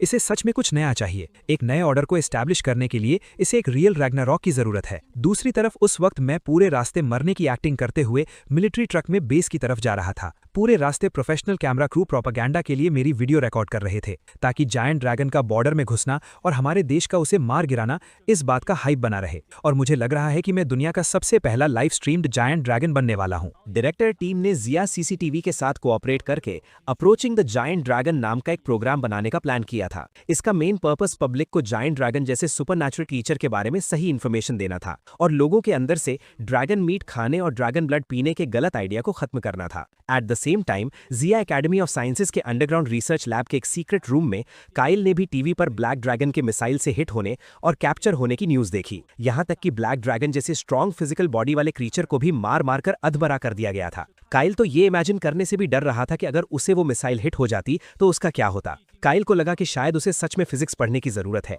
आखिर जैसा कि जिया के लोगों की बुक्स में लिखा है, know yourself and know your enemy and you will win 100 battles. जिया की सिविलाइजेशन और वर्ल्ड कोर को पूरी तरह समझे बिना वो उन्हें डिफीट और ओवरथ्रो नहीं कर सकता था। लेकिन जब भी उसके माइंड में ऐसे थॉट्स आते, उसका सबकॉन्शियस माइंड तुरंत उसे स्ट्रांगली रेजिस्ट करने लगता। उसे पता था कि ये लॉर्ड की तरफ से उसे एक वार्निंग है और लॉर्ड उसे बचाना चाहते हैं। इनफैक्ट स्टार्टिंग में काइल को जिया लोगों की हर चीज से नफरत थी, चाहे वो उनके वर्ड्स हो, लैंग्वेज हो या टेक्नोलॉजी। सब कुछ उस एंजल को डिस्गस्ट और अलर्ट फील करवाता था। लेकिन पता नहीं क्यों टाइम बीतने के साथ उसके दिल की वो रेजिस्टेंस और नफरत वीक होने लगी और वो खुद को जिया के बारे में जानने से नहीं रोक पा रहा था। और आज जब उसने एक पावरफुल ब्लैक ड्रैगन को भी हारते हुए देखा तो काइल खुद को और कंट्रोल नहीं कर पाया। पहले तो उसने खुद को यह दिलासा दिया कि ये लॉर्ड का दिया हुआ मिशन है और फिर उसने पागलों की तरह मैसिव अमाउंट में बुक्स पढ़ना शुरू कर दिया। लेकिन जैसे जैसे वो पढ़ता गया उसका वर्ल्ड व्यू लगातार हिलने लगा और फाइनली वो अपने लॉर्ड को ही री एग्जामिन करने लगा। सोचो, वो एंजल जिसने हंड्रेड्स ऑफ ईयर्स के सोल पर्गेटरी को गार्ड किया था और तब भी उसकी एनर्जी और फेथ बिल्कुल फर्म था।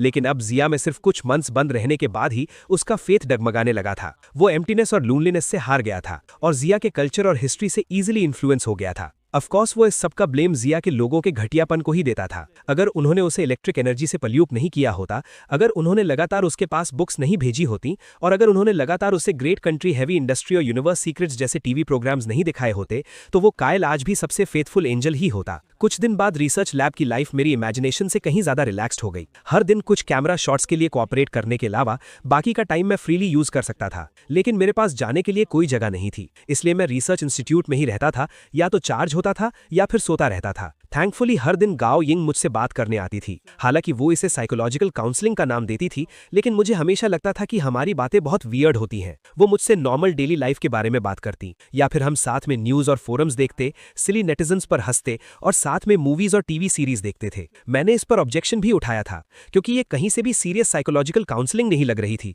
लेकिन गाओ यिंग ने रिप्लाई किया कि ये सब वो मुझे सोसाइटी से कनेक्टेड रखने के लिए कर रही है, ताकि मेरा मूड फ्रेश रहे, मेरी स्पिरिचुअल लाइफ रिच हो और ह्यूमन सोसाइटी के साथ मेरा इंटरैक्शन और एम्पैथी बनी रहे। अभी भी मुझे ये सब बहुत वियर्ड लग रहा था, लेकिन मैं उससे बहस में जीत नहीं सकता था, इसलिए मैंने उसे जो करना था करने दिया। और सच कहूं तो मैं सोसाइटी से काफी लंबे टाइम से डिस्कनेक्ट हो चुका था, तो मुझे जल्दी से वापस इंटीग्रेट होना ही था। उस रात मैंने गाओ यिंग से कहकर अपना अर्थ अकाउंट लॉगिन करवाया और उसे विनर विनर चिकन डिनर नाम के ग्रुप चैट का मैसेज टाइप करने को कहा। ब्रदर्स, मैं वापस आ गया हूँ। क्या तुम लोगों ने मुझे मिस किया? होंगजे, क्या सच में तुम हो? तू तो मिसिंग था ना, अचानक से कैसे टपक पड़ा? मुझे तो लगा था कि तू भी ओल्ड जिया की तरह बॉर्डर के बाहर भाग गया है। ये सुनकर मैं थोड़ा कंफ्यूज हो गया। क्या बॉर्डर के बाहर का एनवायरनमेंट हम जिया लोगों के लिए अनफ्रेंडली नहीं था? फिर ओल्ड जिया बाहर क्या करने गया है? वो नॉर्मल लोगों के लिए है ब्रो, उसने थोड़ा डिस्डेनफुल टोन में कहा। रिच लोगों की बात ही अलग है। बॉर्डर के बाहर के वो नेटिव गॉड्स गोल्ड के बहुत बड़े दीवाने हैं। अगर तुम उन्हें ½ किलो गोल्ड सैक्रिफाइस करके उनके बिलीवर्स बन जाओ तो तुम्हें उनके डिवाइन पावर की प्रोटेक्शन मिल जाती है और तुम आराम से बाहर फ्रीली जी सकते हो। ओल्ड जिया ने भी यही रास्ता चुना। डैम इट, वो कमीना जाते वक्त मुझे बताकर भी नहीं गया और मैं उसे अपना भाई मानता था। अब गवर्नमेंट ने गोल्ड और एंट्री एग्जिट पर स्ट्रिक्ट सुपरविजन लगा दी है, तो अब बाहर जाना इतना आसान नहीं है। ये सब मैं चैट पर एक्सप्लेन नहीं कर सकता और ऑनलाइन ये सब डिस्कस करने पर पुलिस से मॉनिटर होने का भी डर है। तू अभी कहाँ है? आज रात को मिलते हैं, फिर डिटेल में बात करेंगे। मैं अभी आउट ऑफ टाउन हूँ, फिलहाल वापस नहीं आ सकता। ओल्ड जिया तो बाहर चला गया, लेकिन पांजी का क्या हुआ? उसने ग्रुप क्यों लीव किया? वो ईविल गॉड की वर्शिप करने लगा था, तो उसका अकाउंट बैन हो गया और वो अरेस्ट भी हो गया। अभी वो डिटेंशन सेंटर में मजे ले रहा है। मैं थोड़ा कंफ्यूज था। पांजी तो मॉडू यूनिवर्सिटी का एक टॉप स्टूडेंट था, उसने हायर एजुकेशन ली थी। वो इन सब में कैसे पड़ गया? अब उसकी सिचुएशन कैसी है? ठीक ही है, जल्दी बाहर आ जाएगा। देखा जाए तो उसकी किस्मत भी खराब थी। पांजी एस्ट्रोनॉमी एंथुजियास्ट है ना, उसने कुछ एस्ट्रोनॉमी सर्कल्स ज्वाइन किए थे और फ्री टाइम में टेलीस्कोप लगाकर आसमान को देखना उसका शौक था। पहले तो ये सब नॉर्मल था, लेकिन जब से हमारी कंट्री इस वर्ल्ड में ट्रांसमाइग्रेट हुई है, सिचुएशन कंप्लीटली बदल गई है। हमारे सिर के ऊपर जो स्टार्स हैं वो अब नॉर्मल स्टार्स नहीं हैं, बल्कि अननोन एनर्जी बॉडीज हैं। हाई पावर टेलीस्कोप से उन्हें घूरने से उनकी पावर से करप्ट और पल्यूट होने का रिस्क बहुत ज्यादा है। पांजी जिस एस्ट्रोनॉमी सर्कल में था, वो पूरा का पूरा ग्रुप एक ईविल गॉड से पल्यूट हो गया था। उस गॉड ने उन्हें ऑनलाइन अपनी फेथ फैलाने और बिलीवर्स बनाने के लिए ब्रेन वॉश कर दिया था। फिर जल्द ही गवर्नमेंट डिपार्टमेंट्स को इसके बारे में पता चल गया और अब वो सारे मेंबर्स डिटेंशन सेंटर में आइडियोलॉजिकल एजुकेशन ले रहे हैं। ये सुनकर मेरा दिल थोड़ा भारी हो गया। मैंने कभी नहीं सोचा था कि मेरे अपने छोटे से सर्कल में भी इतने सारे चेंजेस आ जाएंगे। इससे पता चलता है कि डिफरेंट वर्ल्ड में ट्रांसमाइग्रेट होने का जिया सोसाइटी पर कितना मैसिव इंपैक्ट पड़ा है। अगर मैं कहूं कि लोग पैनिक कर रहे हैं और सोसाइटी में डार्क करंट्स बह रहे हैं, तो ये बिल्कुल भी गलत नहीं होगा। होंगजे, पिछले 6 महीने से तो कहां गायब था? कुछ दिन पहले पुलिस स्टेशन से लोग आकर मुझसे तेरे बारे में बहुत डिटेल में पूछताछ कर रहे थे। तूने कोई बड़ा कांड तो नहीं कर दिया ना? नहीं, बस एक ऑनलाइन डेटिंग के चक्कर में किसी ने मुझे स्कैम कर दिया था और मुझे 6 महीने तक एक इल्लीगल कोल माइन में कोयला खोदने के लिए बंद कर दिया था। मैंने कैजुअली एक बहाना बना दिया। मुझे कुछ काम है तो ऑफलाइन जाना पड़ेगा, हम बाद में फ्री होकर बात करेंगे। ओके, तू अपना काम कर ले। अगर कोई हेल्प चाहिए हो तो मुझे बता देना, अकेले टेंशन मत लेना। ग्रुप चैट क्लोज करने के बाद मैंने नोटिस किया कि किसी ने मेरे अर्थ अकाउंट पर फ्रेंड रिक्वेस्ट भेजी थी, लेकिन गाओ यिंग ने बस एक बार देखा और बिना सोचे उसे रिजेक्ट कर दिया। तुमने उसे रिजेक्ट क्यों किया? ये मेरा अर्थ अकाउंट है ना, क्या तुम्हें कम से कम मुझसे पूछना नहीं चाहिए था? क्योंकि ये एक स्कैम अकाउंट था, ये क्लियरली स्कैम करने के लिए था। लेकिन मैंने वेरिफिकेशन मैसेज में साफ देखा था कि उसने लिखा था कि वो गॉडेस ऑफ लव फ्रेया की बिलीवर है और गॉडेस के गाइडेंस से ही उसे मेरा अकाउंट मिला है। वो मेरे साथ गॉडेस की ब्लेसिंग लेकर हमेशा के लिए मेरी पार्टनर बनना चाहती है। एग्जैक्टली, उसने ये सब लिखा है, इसीलिए वो स्कैमर है। क्योंकि गॉडेस ऑफ लव फ्रेया एक नेटिव गॉड है और उसकी डिवाइन पावर करंटली हम जिया लोगों को इफेक्ट ही नहीं कर सकती। ऑनलाइन ऐसी बातें बोलकर फ्रेंड रिक्वेस्ट भेजने वाले 99% लोग स्कैमर्स ही होते हैं। ये सुनकर मुझे अभी भी थोड़ा डाउट हो रहा था। मुझे लग रहा था कि गाओ यिंग ऐसा बस उस औरत से जेलस होकर कर रही है और उसने पहले से ही मुझ जैसे प्योर लिटिल ब्लैक ड्रैगन पर अपनी नजरें गड़ा रखी हैं। तुम खुद देख लो, इंटरनेट पर ऐसी रिपोर्ट्स भरी पड़ी हैं। आखिर गॉडेस ऑफ लव इस वर्ल्ड में सच में एग्जिस्ट करती है, तो उसके नाम पर लोगों से पैसे और सेक्स लूटना चाय पत्ती बेचने से तो बहुत स्मार्ट आइडिया है। मैंने थोड़ा सोचा और मुझे लगा कि उसकी बात में सेंस तो है। क्या गॉडेस ऑफ लव का फेथ हमारे जिया कंट्री में बहुत तेजी से फैल रहा है?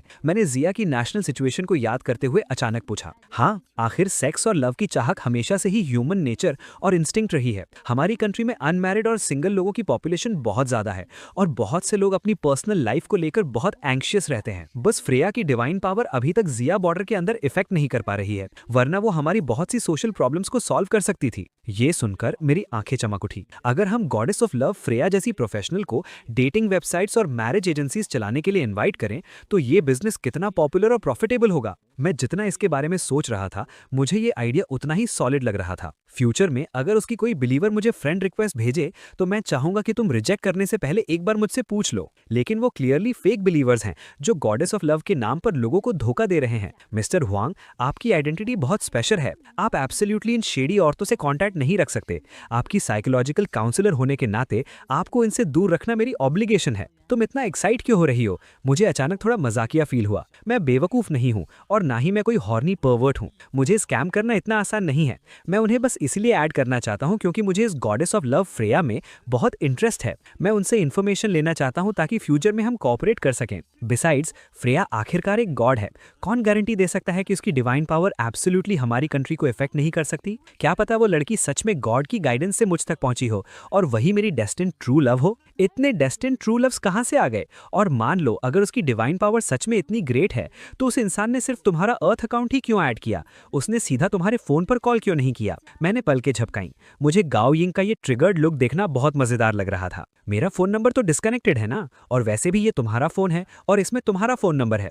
ये सुनकर गाओ यिंग कुछ बोल नहीं पाई। लेकिन फ्रेया एक गॉड है। अगर उसकी पावर सच में हमारी कंट्री में इंटरफेयर कर सकती है तो मैं नहीं मान सकती कि वो मेरा फोन नंबर नहीं ढूंढ सकती। अगर वो इंसान सच में फ्रेया की गाइडेंस से आया है तो उसे अभी तक मुझे कॉल कर लेना चाहिए था। जैसे ही उसने ये बोला, गाओ यिंग के हाथ में जो फोन था वो सच में वाइब्रेट होने लगा और स्क्रीन पर एक अननोन नंबर शो हो रहा था। ये पक्का इंटरनेट का कोई वर्चुअल नंबर होगा जो स्पेशली स्कैमिंग के लिए यूज होता है। गाओ यिंग को अंदर से कुछ गड़बड़ फील हुई, लेकिन उसने जल्दी से अपने लिए एक एक्सक्यूज ढूंढ लिया और हड़बड़ी में कॉल कट कर दी। ये इतना बड़ा कोइंसिडेंस तो नहीं हो सकता। मैं भी थोड़ा सरप्राइज था, लेकिन मुझे लगा कि मुझे गाओ यिंग की थोड़ी रिस्पेक्ट रखनी चाहिए और उसे और ज्यादा ट्रिगर नहीं करना चाहिए, इसलिए मैंने कुछ नहीं कहा। हाउएवर कुछ सेकंड्स बाद एक और अननोन नंबर से कॉल आई और गाओ यिंग ने रिफ्लेक्स एक्शन में उसे फिर से कट कर दिया। फिर तीसरी कॉल आई, फिर चौथी। जब गाओ यिंग एग्जैस्पिरेटेड होकर फोन ऑफ करने ही वाली थी तो मैं खुद को रोक नहीं पाया और बोला, इसे उठा लो। ऐसे ब्लाइंडली अवॉइड करने से प्रॉब्लम सॉल्व नहीं होगी। आखिरकार वो एक साइकोलॉजिकल काउंसलर थी, चाहे वो बैकडोर से ही क्यों ना आई हो, लेकिन गाओ यिंग की साइकोलॉजिकल क्वालिटी इतनी तो थी कि वो इसे हैंडल कर सके। मेरी ये बात सुनकर वो तुरंत होश में आई। उसने अपना माइंडसेट एडजस्ट किया और कॉल आंसर की। हेलो हेलो, क्या मैं जान सकती हूँ आप कौन बोल रहे हैं? फोन के दूसरी तरफ कुछ देर शांति रही। फिर एक कॉशियस लड़की की आवाज आई, हेलो, क्या आप हुआंगजे को फोन दे सकती हैं प्लीज? हुआंगजे? मैं किसी हुआंगजे को नहीं जानती। आपने रॉन्ग नंबर डायल किया है। इम्पॉसिबल। ये नंबर मुझे अभी अभी गॉड ने गाइड किया है। इसके थ्रू मैं एब्सोल्युटली हुआंगजे को कांटेक्ट कर सकती। ये सुनकर गाओ यंग का चेहरा बदल गया और उसने अपने पास खड़े स्टाफ मेंबर्स को इशारा किया और फिर टाइम स्टॉल करने लगी। उसने कहा, गॉडेस फ्रेया, क्या आप गॉडेस ऑफ लव की बिलीवर हैं? That's right. मैं ना सिर्फ उनकी डिवाउट बिलीवर हूं बल्कि मैं उनके द्वारा पर्सनली चुनी गई होली मेडन हूं। गाओ यंग ने मुंह बनाते हुए कहा, तो फ्रेया ने आपको हुआंगजे को ढूंढने के लिए क्यों कहा? ऑफ कोर्स, ताकि वो मेरे साथ आकर फ्रेया की ब्लेसिंग ले सके। फ्रेया ने पर्सनली मुझे बताया है कि हुआंगजे उनका होली सन है और वो मेरा डेस्टिन्ड वन एंड ओनली भी है। नेचुरली हम दोनों जितनी जल्दी साथ आ जाएं उतना अच्छा है। क्या फ्रेया की डिवाइन पावर हमारी कंट्री को अफेक्ट नहीं कर सकती थी? तो फिर आपने ये कैसे किया? ऑफ कोर्स गोल्ड का यूज करके। मैं स्पेशली बॉर्डर के बाहर गई और मैंने उन्हें 50 किलोज गोल्ड सैक्रिफाइस किया है। इतनी वेल मैनर्ड होने के बावजूद इस वक्त गाओ यंग खुद को मन में गाली देने से नहीं रोक पाई। ये तो बहुत ही अमीर है। आपको पता होना चाहिए कि 50 किलोज गोल्ड की मार्केट वैल्यू 25 मिलियन शिया करेंसी से भी ज्यादा है और ऊपर से अब शिया में गोल्ड सुपरविजन बहुत स्ट्रिक्ट हो गया है। इस औरत की फैमिली पक्का सुपर रिच और वेल कनेक्टेड होगी। क्या आपको पता नहीं है कि प्राइवेटली बॉर्डर के बाहर जाना और इतना गोल्ड स्मगल करना एक सीरियस क्राइम है? मुझे पता है, इसलिए तो मुझे जल्दी से हुआंगजे को कांटेक्ट करना है ताकि वो मेरे साथ यहाँ से भाग सके। गाओ यिंग एकदम स्पीचलेस हो गई। उसे अब जाकर समझ आया कि सामने वाली लड़की क्लियरली थोड़ी बेवकूफ और बहुत नाइफ थी। चूंकि आप फ्रेया की होली मेडन हैं तो आपको उनके बारे में बहुत कुछ पता होगा। ऑफ कोर्स मुझे पता है। आप क्या जानना चाहती हैं? कहीं आप भी हमारी गॉडेस ऑफ लव चर्च तो ज्वाइन नहीं करना चाहती? हाँ इंडीड, थोड़ा थोड़ा मन तो है। गाओ यिंग ने टेम्प्टेड होने की एक्टिंग की, लेकिन मुझे पहले एक चीज समझनी है, फ्रेया अपनी डिवाइन अथॉरिटी को एग्जैक्टली कैसे एक्सरसाइज करती हैं? क्या मतलब? दूसरी तरफ वाली लड़की को एक पल के लिए कुछ समझ नहीं आया। मेरा मतलब है कि फ्रेया आप बिलीवर्स को आपका पार्टनर ढूंढने में कैसे हेल्प करती हैं?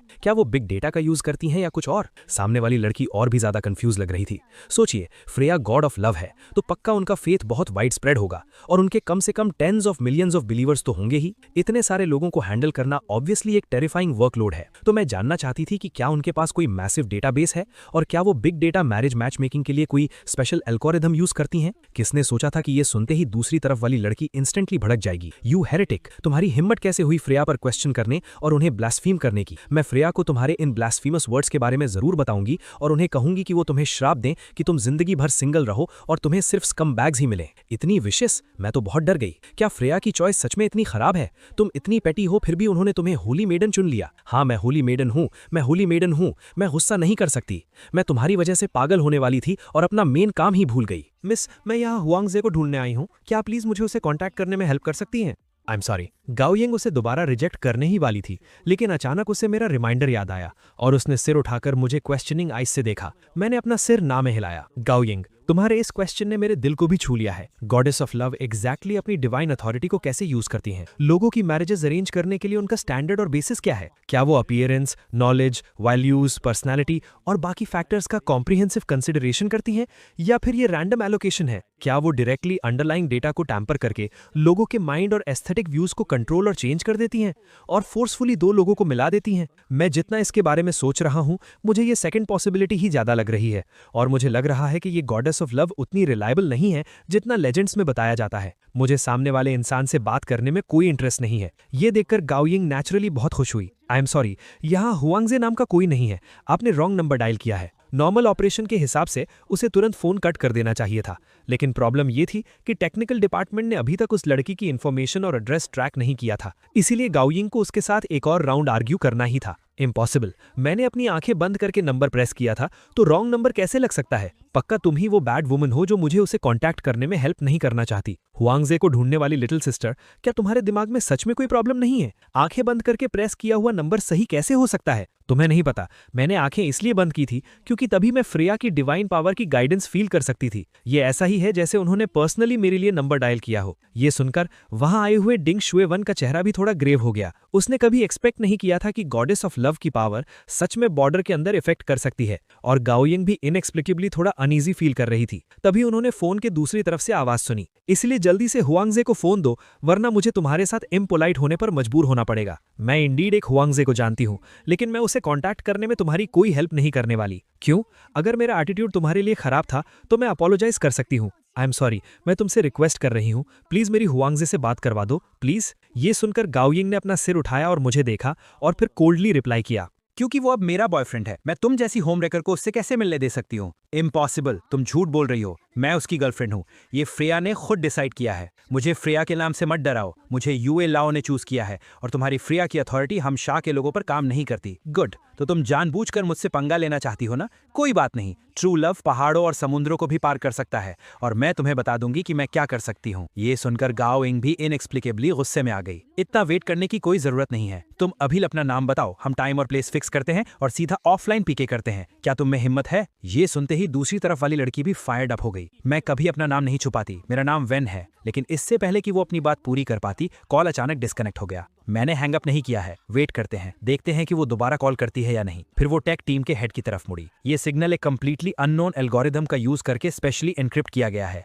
हमारी करंट टेक इसे क्रैक नहीं कर सकती। ऐसा लगता है कि फ्रेया की पावर सच में इसे सीक्रेट रख रही है। सबसे बड़ा सवाल ये था कि आखिर फ्रेया ने मिस्टर हुआंग को ही क्यों ढूंढा और कैसे ढूंढा? क्या ये सच में कोई मिस्टीरियस डेस्टिनी थी? लेकिन उन्हें ज्यादातर यही लग रहा था कि किसी ने सीक्रेट लीक किया है। जरूर गॉड ऑफ लव के किसी बिलीवर ने सीक्रेटली मिस्टर हुआंग की इन्फॉर्मेशन फ्रेया को रिपोर्ट कर दी होगी, और इसीलिए ये सब हुआ। क्या उन्होंने नहीं कहा था कि गॉड्स की पावर हमारे शाह कंट्री के अंदर अफेक्ट नहीं कर सकती? तो फिर इस गॉडेस ऑफ लव का क्या सीन था? मिस्टर हुआंग, एक्चुअली हमने पहले ही ऐसी सिचुएशन एक्सपेक्ट की थी। फ्रेया वो नेटिव गॉड है जिसकी फेथ हमारी कंट्री में सबसे ज्यादा वाइड स्प्रेड है। करंटली उनके कम से कम 30 मिलियन बिलीवर्स हैं। ऊपर से हमारी कंट्री हमेशा फ्रीडम ऑफ रिलीजन की रिस्पेक्ट करती है, तो नेचुरली इसे स्ट्रिक्टली गार्ड करना बहुत मुश्किल है। इसलिए हमें उनके इस छोटे से ट्रिक पर कोई सरप्राइज नहीं है। इनफैक्ट हमने इससे भी वर्स्ट सिचुएशंस इमेजिन की हैं। सोचिए, अगर किसी दिन हमारे शाह कंट्री और आउटसाइड वर्ल्ड के बीच का बैरियर गायब हो गया तो क्या होगा? उन ग्रीडी गॉड्स और डीमंस की तो बात ही छोड़िए, शाह को घेरे हुए वो सुपर नेचुरल क्रीचर्स ही हमारे लिए बहुत बड़ी प्रॉब्लम बन जाएंगे। हम में से बहुत से लोगों को ये स्ट्रॉन्ग प्रेमोनिशन है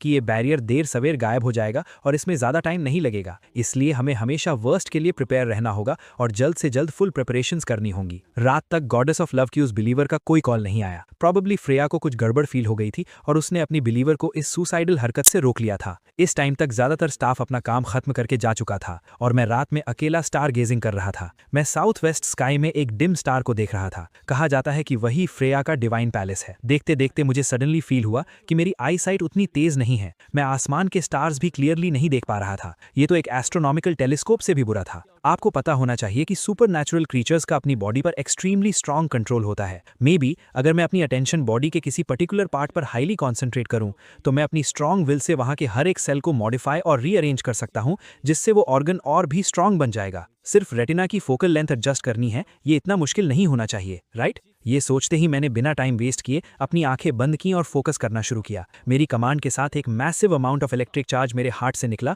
और मेरी आंखों की तरफ बढ़ने लगा। इसका मोमेंटम इतना क्रेजी था कि मेरे मोटे ड्रैगन स्किल्स के आर पार इलेक्ट्रिक लाइट सर्ज होती हुई दिख रही थी। ये सीन देखकर ड्यूटी पर खड़ा स्टाफ मेंबर बुरी तरह डर गया। तुम्हें क्या हुआ? तुम्हारी आंखों में कौन सिगरेट पी रहा है? जब मैंने कोई रिप्लाई नहीं दिया तो उसने जल्दी से अकेडमिशियन डिंग को नोटिफाई कर दिया। थोड़ी ही देर में डिंग श्वेवन हाफते हुए वहां पहुंचे। तब तक मैं अपनी आंखों की ट्रांसफॉर्मेशन कंप्लीट कर चुका था और मैंने उन्हें पूरी बात एक्सप्लेन की। सच जानने के बाद डिंग श्वेवन सरप्राइज तो थे, लेकिन साथ ही वो बहुत क्लियर हेडेड भी थे। आखिर तुम इलेक्ट्रिक एनर्जी के थ्रू अपनी बॉडी को क्विकली चार्ज कर सकते हो और अपनी बॉडी स्ट्रक्चर को रैंडमली मॉडिफाई और स्ट्रेंथन कर सकते हो। अगर किसी दिन तुमने सच में 1 trillion degrees of electricity absorb कर ली तो शायद तुम सीधा आसमान में उड़कर उन सो कॉल्ड गॉड्स को एक एक करके चबा जाओगे। भले ही मुझे ये बात थोड़ी एब्सर्ड लग रही थी, लेकिन डिंग श्वेवन को ऐसा नहीं लगता था, क्योंकि गॉड्स भी पैदाइशी स्ट्रांग नहीं होते। तुम्हारे करंट टैलेंट और हमारे पूरे कंट्री के सपोर्ट के साथ उन्हें सरपास करना कोई इम्पॉसिबल बात नहीं है। इन ओल्ड गॉड्स ने इस वर्ल्ड पर बहुत लंबे टाइम तक राज कर लिया है। अब टाइम आ गया है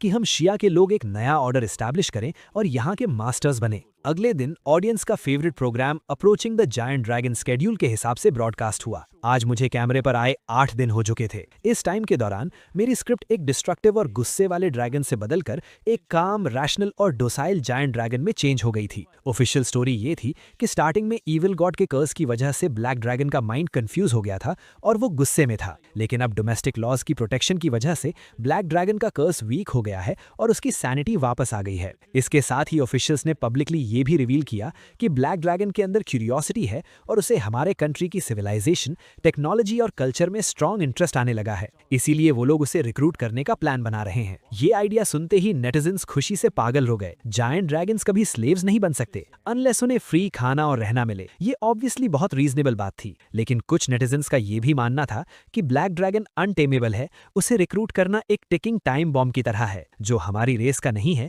वो कभी हमारा सगा नहीं हो सकता। देखते ही देखते नेटिजन्स 2 अलग अलग फैक्शंस में बढ़ गए और ऑनलाइन फियर्स कॉन्फ्रंटेशन शुरू हो गया। फॉर्चुनेटली ऑफिशियल्स ने पब्लिक ओपिनियन को हैंडल करके सिचुएशन को कंट्रोल में कर लिया। हाउएवर ऑफिशियल्स को भी पता था कि एक जायंट ड्रैगन को रिक्रूट करना अभी थोड़ा जल्दबाजी होगी। अपने प्लान को रियल और परफेक्ट दिखाने के लिए उन्होंने डिसाइड किया कि ब्लैक ड्रैगन को पहले बॉगर के बाहर रिलीज किया जाएगा। अगले दिन दोपहर को न्यूज चैनल ने ब्रॉडकास्ट किया कि ब्लैक ड्रैगन की बॉडी लॉन्ग टर्म मैजिक की कमी और लगातार स्टडी करने की वजह से कोमा में चली गई है। शिया अकेडमी ऑफ साइंसेज के एक्सपर्ट्स की डिटेल चेकिंग के बाद सबने यूनानिमसली अग्री किया कि ब्लैक ड्रैगन को जल्द से जल्द बॉर्डर के बाहर भेज देना चाहिए। होस्ट के इतना बोलते ही कैमरा में ब्लैक ड्रैगन को एक ट्रक पर लोड करके बॉर्डर की तरफ ले जाते हुए दिखाया गया। जैसे ही वो ट्रक धीरे धीरे नंबर 2 पोर्ट पर पहुंचा, पूरा प्रोसेस बहुत क्वाइट था। ना कोई रिलीज सेरेमनी हुई, ना ही फोटो सेशन। बस सीसीटीवी कैमरा क्रू को क्लोजअप शॉट्स लेने के लिए कुछ देर रोका गया और फिर ट्रक बैरियर की तरफ बढ़ गया। ब्लैक ड्रैगन को वापस बॉर्डर के बाहर जाते देख सीसीटीवी रिपोर्टर वैंग शाओबिंग अचानक थोड़ा उदास हो गया। इससे पहले मिलिट्री हेड ने उससे कहा था कि अगर ब्लैक ड्रैगन होश में आ गया तो उसे कुछ मिनट्स का इंटरव्यू करने का चांस मिलेगा। हालांकि सीसीटीवी लाइव ब्रॉडकास्ट में यह दिखाया गया था कि ब्लैक ड्रैगन शिया लैंग्वेज बोलना सीख गया है, लेकिन सेफ्टी रीजंस की वजह से मीडिया को कभी भी क्लोज इंटरव्यू करने की परमिशन नहीं मिली थी। वैंग शाओबिंग को लगा था कि उसने ये once in a lifetime opportunity miss कर दी है, लेकिन तभी उसने रिसर्चर यू शाओमिन को किताबों से भरी गाड़ी की तरफ जाते हुए देखा। रिसर्चर यू, क्या आप बॉर्डर के बाहर जा रही हैं? हाँ, अगर मैं बाहर नहीं गई तो ये किताबें उसे कैसे दूंगी? लेकिन क्या ये बहुत डेंजरस नहीं है? ब्लैक ड्रैगन बॉर्डर के बाहर जाकर कंप्लीटली बदल जाता है। क्या होगा अगर वो हॉस्टाइल हो गया और उसने आपको पहचानने से मना कर दिया? क्या आपकी जान खतरे में नहीं पड़ जाएगी? इट्स फाइन रिपोर्टर वैंग, आपको पता होना चाहिए कि कुछ रिस्क्स तो किसी ना किसी को लेने ही पड़ते हैं। ब्लैक ड्रैगन जैसे एरोगेंट क्रीचर की ट्रू फ्रेंडशिप जीतने के लिए हमें उसकी अप्रूवल तब लेनी होगी जब वो अवेक और पूरी तरह स्ट्रांग हो। इसलिए जब ब्लैक ड्रैगन बॉर्डर के बाहर होश में आएगा तो मेरा वहां होना और उससे बात करना बहुत जरूरी है, वरना हमारी अब तक की सारी मेहनत वेस्ट हो जाएगी। क्या कोई और काम है? अगर नहीं तो मुझे निकलना होगा। वेट रिसर्चर यू, क्या आप मुझे अपने साथ ले चल सकती हैं? तुम्हें? तुम भी जाना चाहते हो? यो शॉमिन ने सरप्राइज होने की एक्टिंग की और फिर स्ट्रिक्टली सिर हिलाते हुए मना कर दिया। नहीं नहीं, ये बहुत डेंजरस है। एक्चुअली यो शॉमिन इसी सेंटेंस का वेट कर रही थी। वो जानबूझकर वैंग शॉबिंग के सामने घूम रही थी ताकि वो उसे अपने साथ बॉर्डर के बाहर मिस्टर वैंग का इंटरव्यू करने के लिए ल्योर कर सके, जिससे फ्यूचर प्लॉट सेटअप हो सके। हाउएवर कुछ बातें डायरेक्टली नहीं बोली जा सकती, वो वैंग शॉबिंग के मुंह से ही निकलनी चाहिए थी ताकि सीन ज्यादा रियल और ड्रामेटिक लगे। लेकिन अभी तो आपने कहा था कि ये डेंजरस नहीं है, तो फिर मेरे लिए ये डेंजरस कैसे हो गया? वैंग शॉबिंग ने क्वेश्चन किया। तुम नहीं जा सकते, ये बात सेम कैसे है? ब्लैक ड्रैगन और मेरे बीच थोड़ी फ्रेंडशिप है, लेकिन वो तुम्हें बिल्कुल नहीं जानता। वो शायद मुझे पास आने दे, लेकिन तुम्हें नहीं। अगर तुम्हारे साथ कोई एक्सीडेंट हो गया तो मैं इसकी रिस्पॉन्सिबिलिटी नहीं ले सकती। आपको रिस्पॉन्सिबिलिटी लेने की कोई जरूरत नहीं है, वैंग शाओबिंग ने तुरंत कहा। आप बस मुझे अपने साथ ले चलिए। अगर सच में कुछ हो गया तो रिस्पॉन्सिबिलिटी मेरी होगी। जैसे ही वो ट्रक धीरे धीरे बैरियर क्रॉस करके बाहर गया, लगभग उसी सेकंड ब्लैक ड्रैगन की बॉडी एक टेरिफाइंग ब्लैक होल की तरह अवेकन हो गई और पागलों की तरह आसपास के मैजिक एलिमेंट्स को एब्जॉर्ब करने लगी। इसका मोमेंटम इतना क्रेजी था कि उसके चारों तरफ विजिबल साइक्लोन्स बन गए। थोड़ी ही देर में ब्लैक ड्रैगन ने सबकी एक्सपेक्टेशंस को पूरा करते हुए अपनी आंखें खोली। ये देखते ही सभी व्यूअर्स ने शॉक में अपनी सांसें रोक ली। मैजिक एलिमेंट से भरे आउटसाइड वर्ल्ड में आते ही ब्लैक ड्रैगन का ऑरा कंप्लीटली बदल चुका था। उसने आसपास चलकर अपनी बॉडी स्ट्रेच की और फिर अचानक एक जोरदार रोर के साथ बगल वाले ट्रक पर एक मैसिव ड्रैगन ब्रेथ छोड़ दी। ये dragon breath tens of metres तक फैली और उस ट्रक को एक्सप्लोड होने का मौका तक नहीं मिला। वो सीधा पिघलकर लोहे का पानी बन गया। एटमॉस्फेयर और इमोशंस को पीक पर देखकर यो शॉमिन को पता चल गया कि अब उसकी एंट्री का टाइम आ गया है। उसने पैसेंजर सीट पर बैठे वैंग शाओबिंग से कहा, तुम अभी कुछ मत बोलना, पहले मुझे ब्लैक ड्रैगन से बात करने देना। ओके, वैंग शाओबिंग ने ओबीडियंटली सिर हिलाया। उन दोनों की पिकअप ट्रक बैरियर क्रॉस करके बाहर गई। उसी सेकंड मैंने झटके से अपना सिर पीछे घुमाया। मेरी पूरी बॉडी से एक एक्सट्रीमली डेंजरस ऑरा निकल रहा था। मिस्टर ब्लैक ड्रैगन, प्लीज शांत हो जाइए। ये मैं हूं, आपकी दोस्त यो शाओमिन। दोस्त? मैंने कुछ देर घूरने के बाद धीरे से ये शा वर्ड बोला। हाँ दोस्त। यो शाओमिन ने अपनी एक्टिंग जारी रखी और खुद ही कुछ कदम आगे बढ़ गई। मैंने भी अपनी एक्टिंग स्किल्स का जलवा दिखाया और अपना ड्रैगन फेस सीधा यो शाओमिन के सिर के बिल्कुल पास ले आया। मैं कई मिनट्स तक ऐसे ही रहा और फिर अपना सिर पीछे कर लिया। वेरी गुड, तुम में बहुत करेज है। तुम सच में मेरी दोस्त कहलाने लायक हो। हालांकि मैं डियूस कभी किसी का एहसान नहीं मानता, लेकिन इस बार मैं तुम शाह के लोगों का ये फेवर एक्सेप्ट करता हूँ। मुझे डियूस को बचाने के लिए थैंक्स। आपका नाम डीएस है? यू शाओमिन ने सरप्राइज और खुशी की एक्टिंग की। That's right. मैंने 45 डिग्री एंगल पर आसमान की तरफ देखा और भारी आवाज में कहा, मैंने बहुत लंबे टाइम से ये नाम यूज नहीं किया है। आप ऐसा क्यों कह रहे हैं?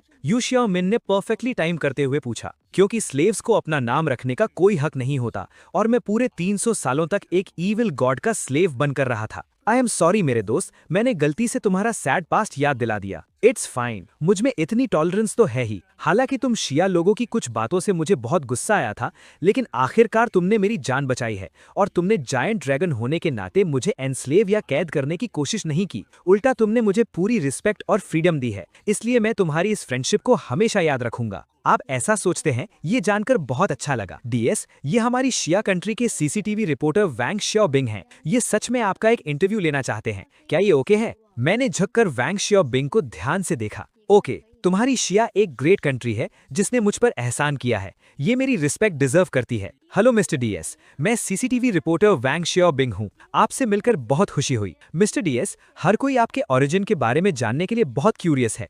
क्या आप अपना इंट्रोडक्शन दे सकते हैं? मेरे पास इंट्रोड्यूस करने के लिए कुछ खास नहीं है, बस एक्सट्रीम नॉर्थ से आया एक ब्लैक ड्रैगन हूँ जो 300 साल से भी ज्यादा उम्र का है और 300 साल प्रिजन में रहा है। कुछ टाइम पहले मुझे कैद करने वाले उस ईविल गॉड को ना जाने कैसे एक हैवी इंजरी लग गई और मैं फाइनली अपनी आजादी पा सका। मैं साउथ की तरफ उड़ता हुआ आया और गलती से तुम्हारी शिया कंट्री में एंटर हो गया। डीएस तो बस आपके नाम का एक हिस्सा होगा। आपका ट्रू ड्रैगन नेम क्या है? हमारी ड्रैगन रेस का ट्रू नेम एक्चुअली हमारी पूरी जीनियोलॉजी के बराबर होता है। मेरी जनरेशन तक आते आते उसे पूरा बोलने में कम से कम 10 मिनट लग जाएंगे। मुझे नहीं लगता इसकी कोई जरूरत है। ये ऑब्वियस सी बात थी कि मैं बुलशिट फेंक रहा था, क्योंकि मुझे खुद अपना ट्रू नेम नहीं पता था। आपको पता होना चाहिए कि एक जायंट ड्रैगन का ट्रू नेम सिर्फ ड्रैगन लैंग्वेज में ही बोला जा सकता है और ड्रैगन लैंग्वेज एक बहुत ही एंशिएंट और कॉम्प्लेक्स मैजिक लैंग्वेज है। नॉर्मल लोग इसे समझना तो दूर, इसे याद करके रिपीट तक नहीं कर सकते, इसलिए इसे ट्रांसलेट करना पॉसिबल ही नहीं था। वैंग शाओबिंग थोड़ा रिग्रेटफुल फील कर रहा था, लेकिन उसने फिर भी पूछा, मिस्टर डीएस, आपसे फेस टू फेस मिलने से पहले मुझे हमेशा लगता था कि आप एक बहुत डेंजरस और शॉर्ट टेम्पर्ड जायंट ड्रैगन हैं, लेकिन अब आप मुझे बहुत जेंटल और अप्रोचेबल लग रहे हैं। ये आपके डोमेस्टिक बिहेवियर बिहेवियर से कंप्लीटली अलग है। क्या आप बता सकते हैं कि ये चेंज कैसे आया? क्या तुम शिया लोगों के पास मूडी नाम का कोई ईडियम नहीं है? तुमने मुझे आजाद किया है तो नेचुरली मैं हैप्पी स्टेट में हूँ, लेकिन थोड़ी देर में ऐसा हो ये जरूरी नहीं है। वैंग शियाओबिंग ने सबकॉन्शियसली एक कदम पीछे ले लिया। मिस्टर डीएस, आप सच में बहुत ह्यूमरस हैं। मैं देख सकता हूँ कि अब आप शिया लैंग्वेज बहुत अच्छे से बोल लेते हैं। क्या ये जायंट ड्रैगन के लैंग्वेज टैलेंट की वजह से है? तुमने कॉम्प्रिहेंड लैंग्वेजेस नाम के मैजिक के बारे में तो सुना होगा। बहुत सी एंशिएंट मैजिक लैंग्वेजेस के कंपैरिजन में तुम्हारी शिया लैंग्वेज बिल्कुल भी कॉम्प्लेक्स नहीं है। इसे आसानी से सीखा जा सकता है। तो इसका मतलब ये है कि आपका अर्लियर बिहेवियर बस एक डिस्गाइज था। आप सीक्रेटली हमें ऑब्जर्व कर रहे थे। Half and half. आधा रीजन ये था कि उस टाइम मेरी बॉडी का कर्स पूरी तरह खत्म नहीं हुआ था और मेरे इमोशन स्टेबल नहीं थे, और आधा रीजन ये था कि मैं सच में डिस्गाइज कर रहा था ताकि तुम लोगों को डिस्ट्रैक्ट करके मैं सीक्रेटली तुम शिया लोगों को ऑब्जर्व और लर्न कर सकूं। तो अपनी ऑब्जर्वेशन से हमारी शिया कंट्री के बारे में आपका ट्रू इंप्रेशन क्या है? Very great, very powerful, very terrifying. तुम्हारे यहाँ आने से इस वर्ल्ड में अर्थ शैटरिंग चेंजेस पक्का आएंगे, लेकिन तुम शिया लोगों की फिजिकल स्ट्रेंथ सच में बहुत वीक है और तुम में फर्म फेथ की कमी है। गॉड से घिरी हुई दुनिया में ये अनडाउटेडली बहुत डेंजरस है। तो एक एंशंट हेरिटेज वाले सुपरनेचुरल लाइफ फॉर्म के नाते क्या आप हमें कोई सजेशन देना चाहेंगे? गॉड्स पर कभी ट्रस्ट मत करना। मैं डेविल के साथ डील करना पसंद करूंगा, लेकिन उन सो कॉल्ड बुलशिट गॉड्स पर कभी ट्रस्ट नहीं करूंगा। लेकिन अभी तो आपने कहा कि हम शिया के लोगों में फेथ की कमी है। अगर हम गॉड्स में बिलीव नहीं करेंगे तो हम किस पर बिलीव करेंगे? मैंने इस क्वेश्चन का आंसर नहीं दिया, बल्कि वेस्ट में ढलते हुए सूरज की तरफ देखा। मुझे जाना होगा। ओके, हालांकि वांग जियाओबिंग के पास अभी भी सवालों का पूरा पहाड़ था, लेकिन जब ब्लैक ड्रैगन ने ऐसा कह दिया तो उसे रिग्रेटफुली रुकना पड़ा। ये देखकर कि मैं अपना पिछवाड़ा उठाकर उड़ान भरने ही वाला हूँ,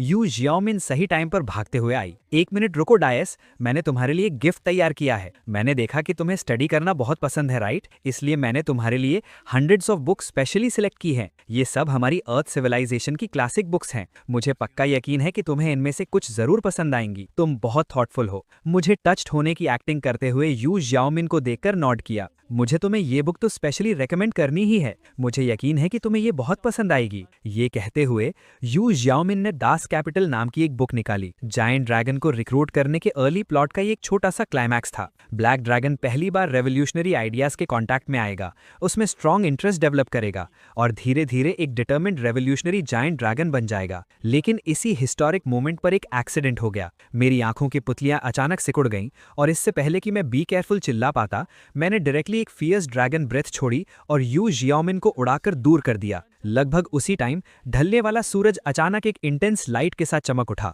और वो लाइट डायरेक्टली उस पोजीशन पर हिट हुई जहां यू जियाओमिन अभी खड़ी थी। डिवाइन पनिशमेंट, सन गॉड का एक एग्जैक्ट स्ट्राइक। हे दोस्तों, इस वीडियो को देखने के लिए आपका बहुत बहुत शुक्रिया। प्लीज इस वीडियो को लाइक और शेयर जरूर करें।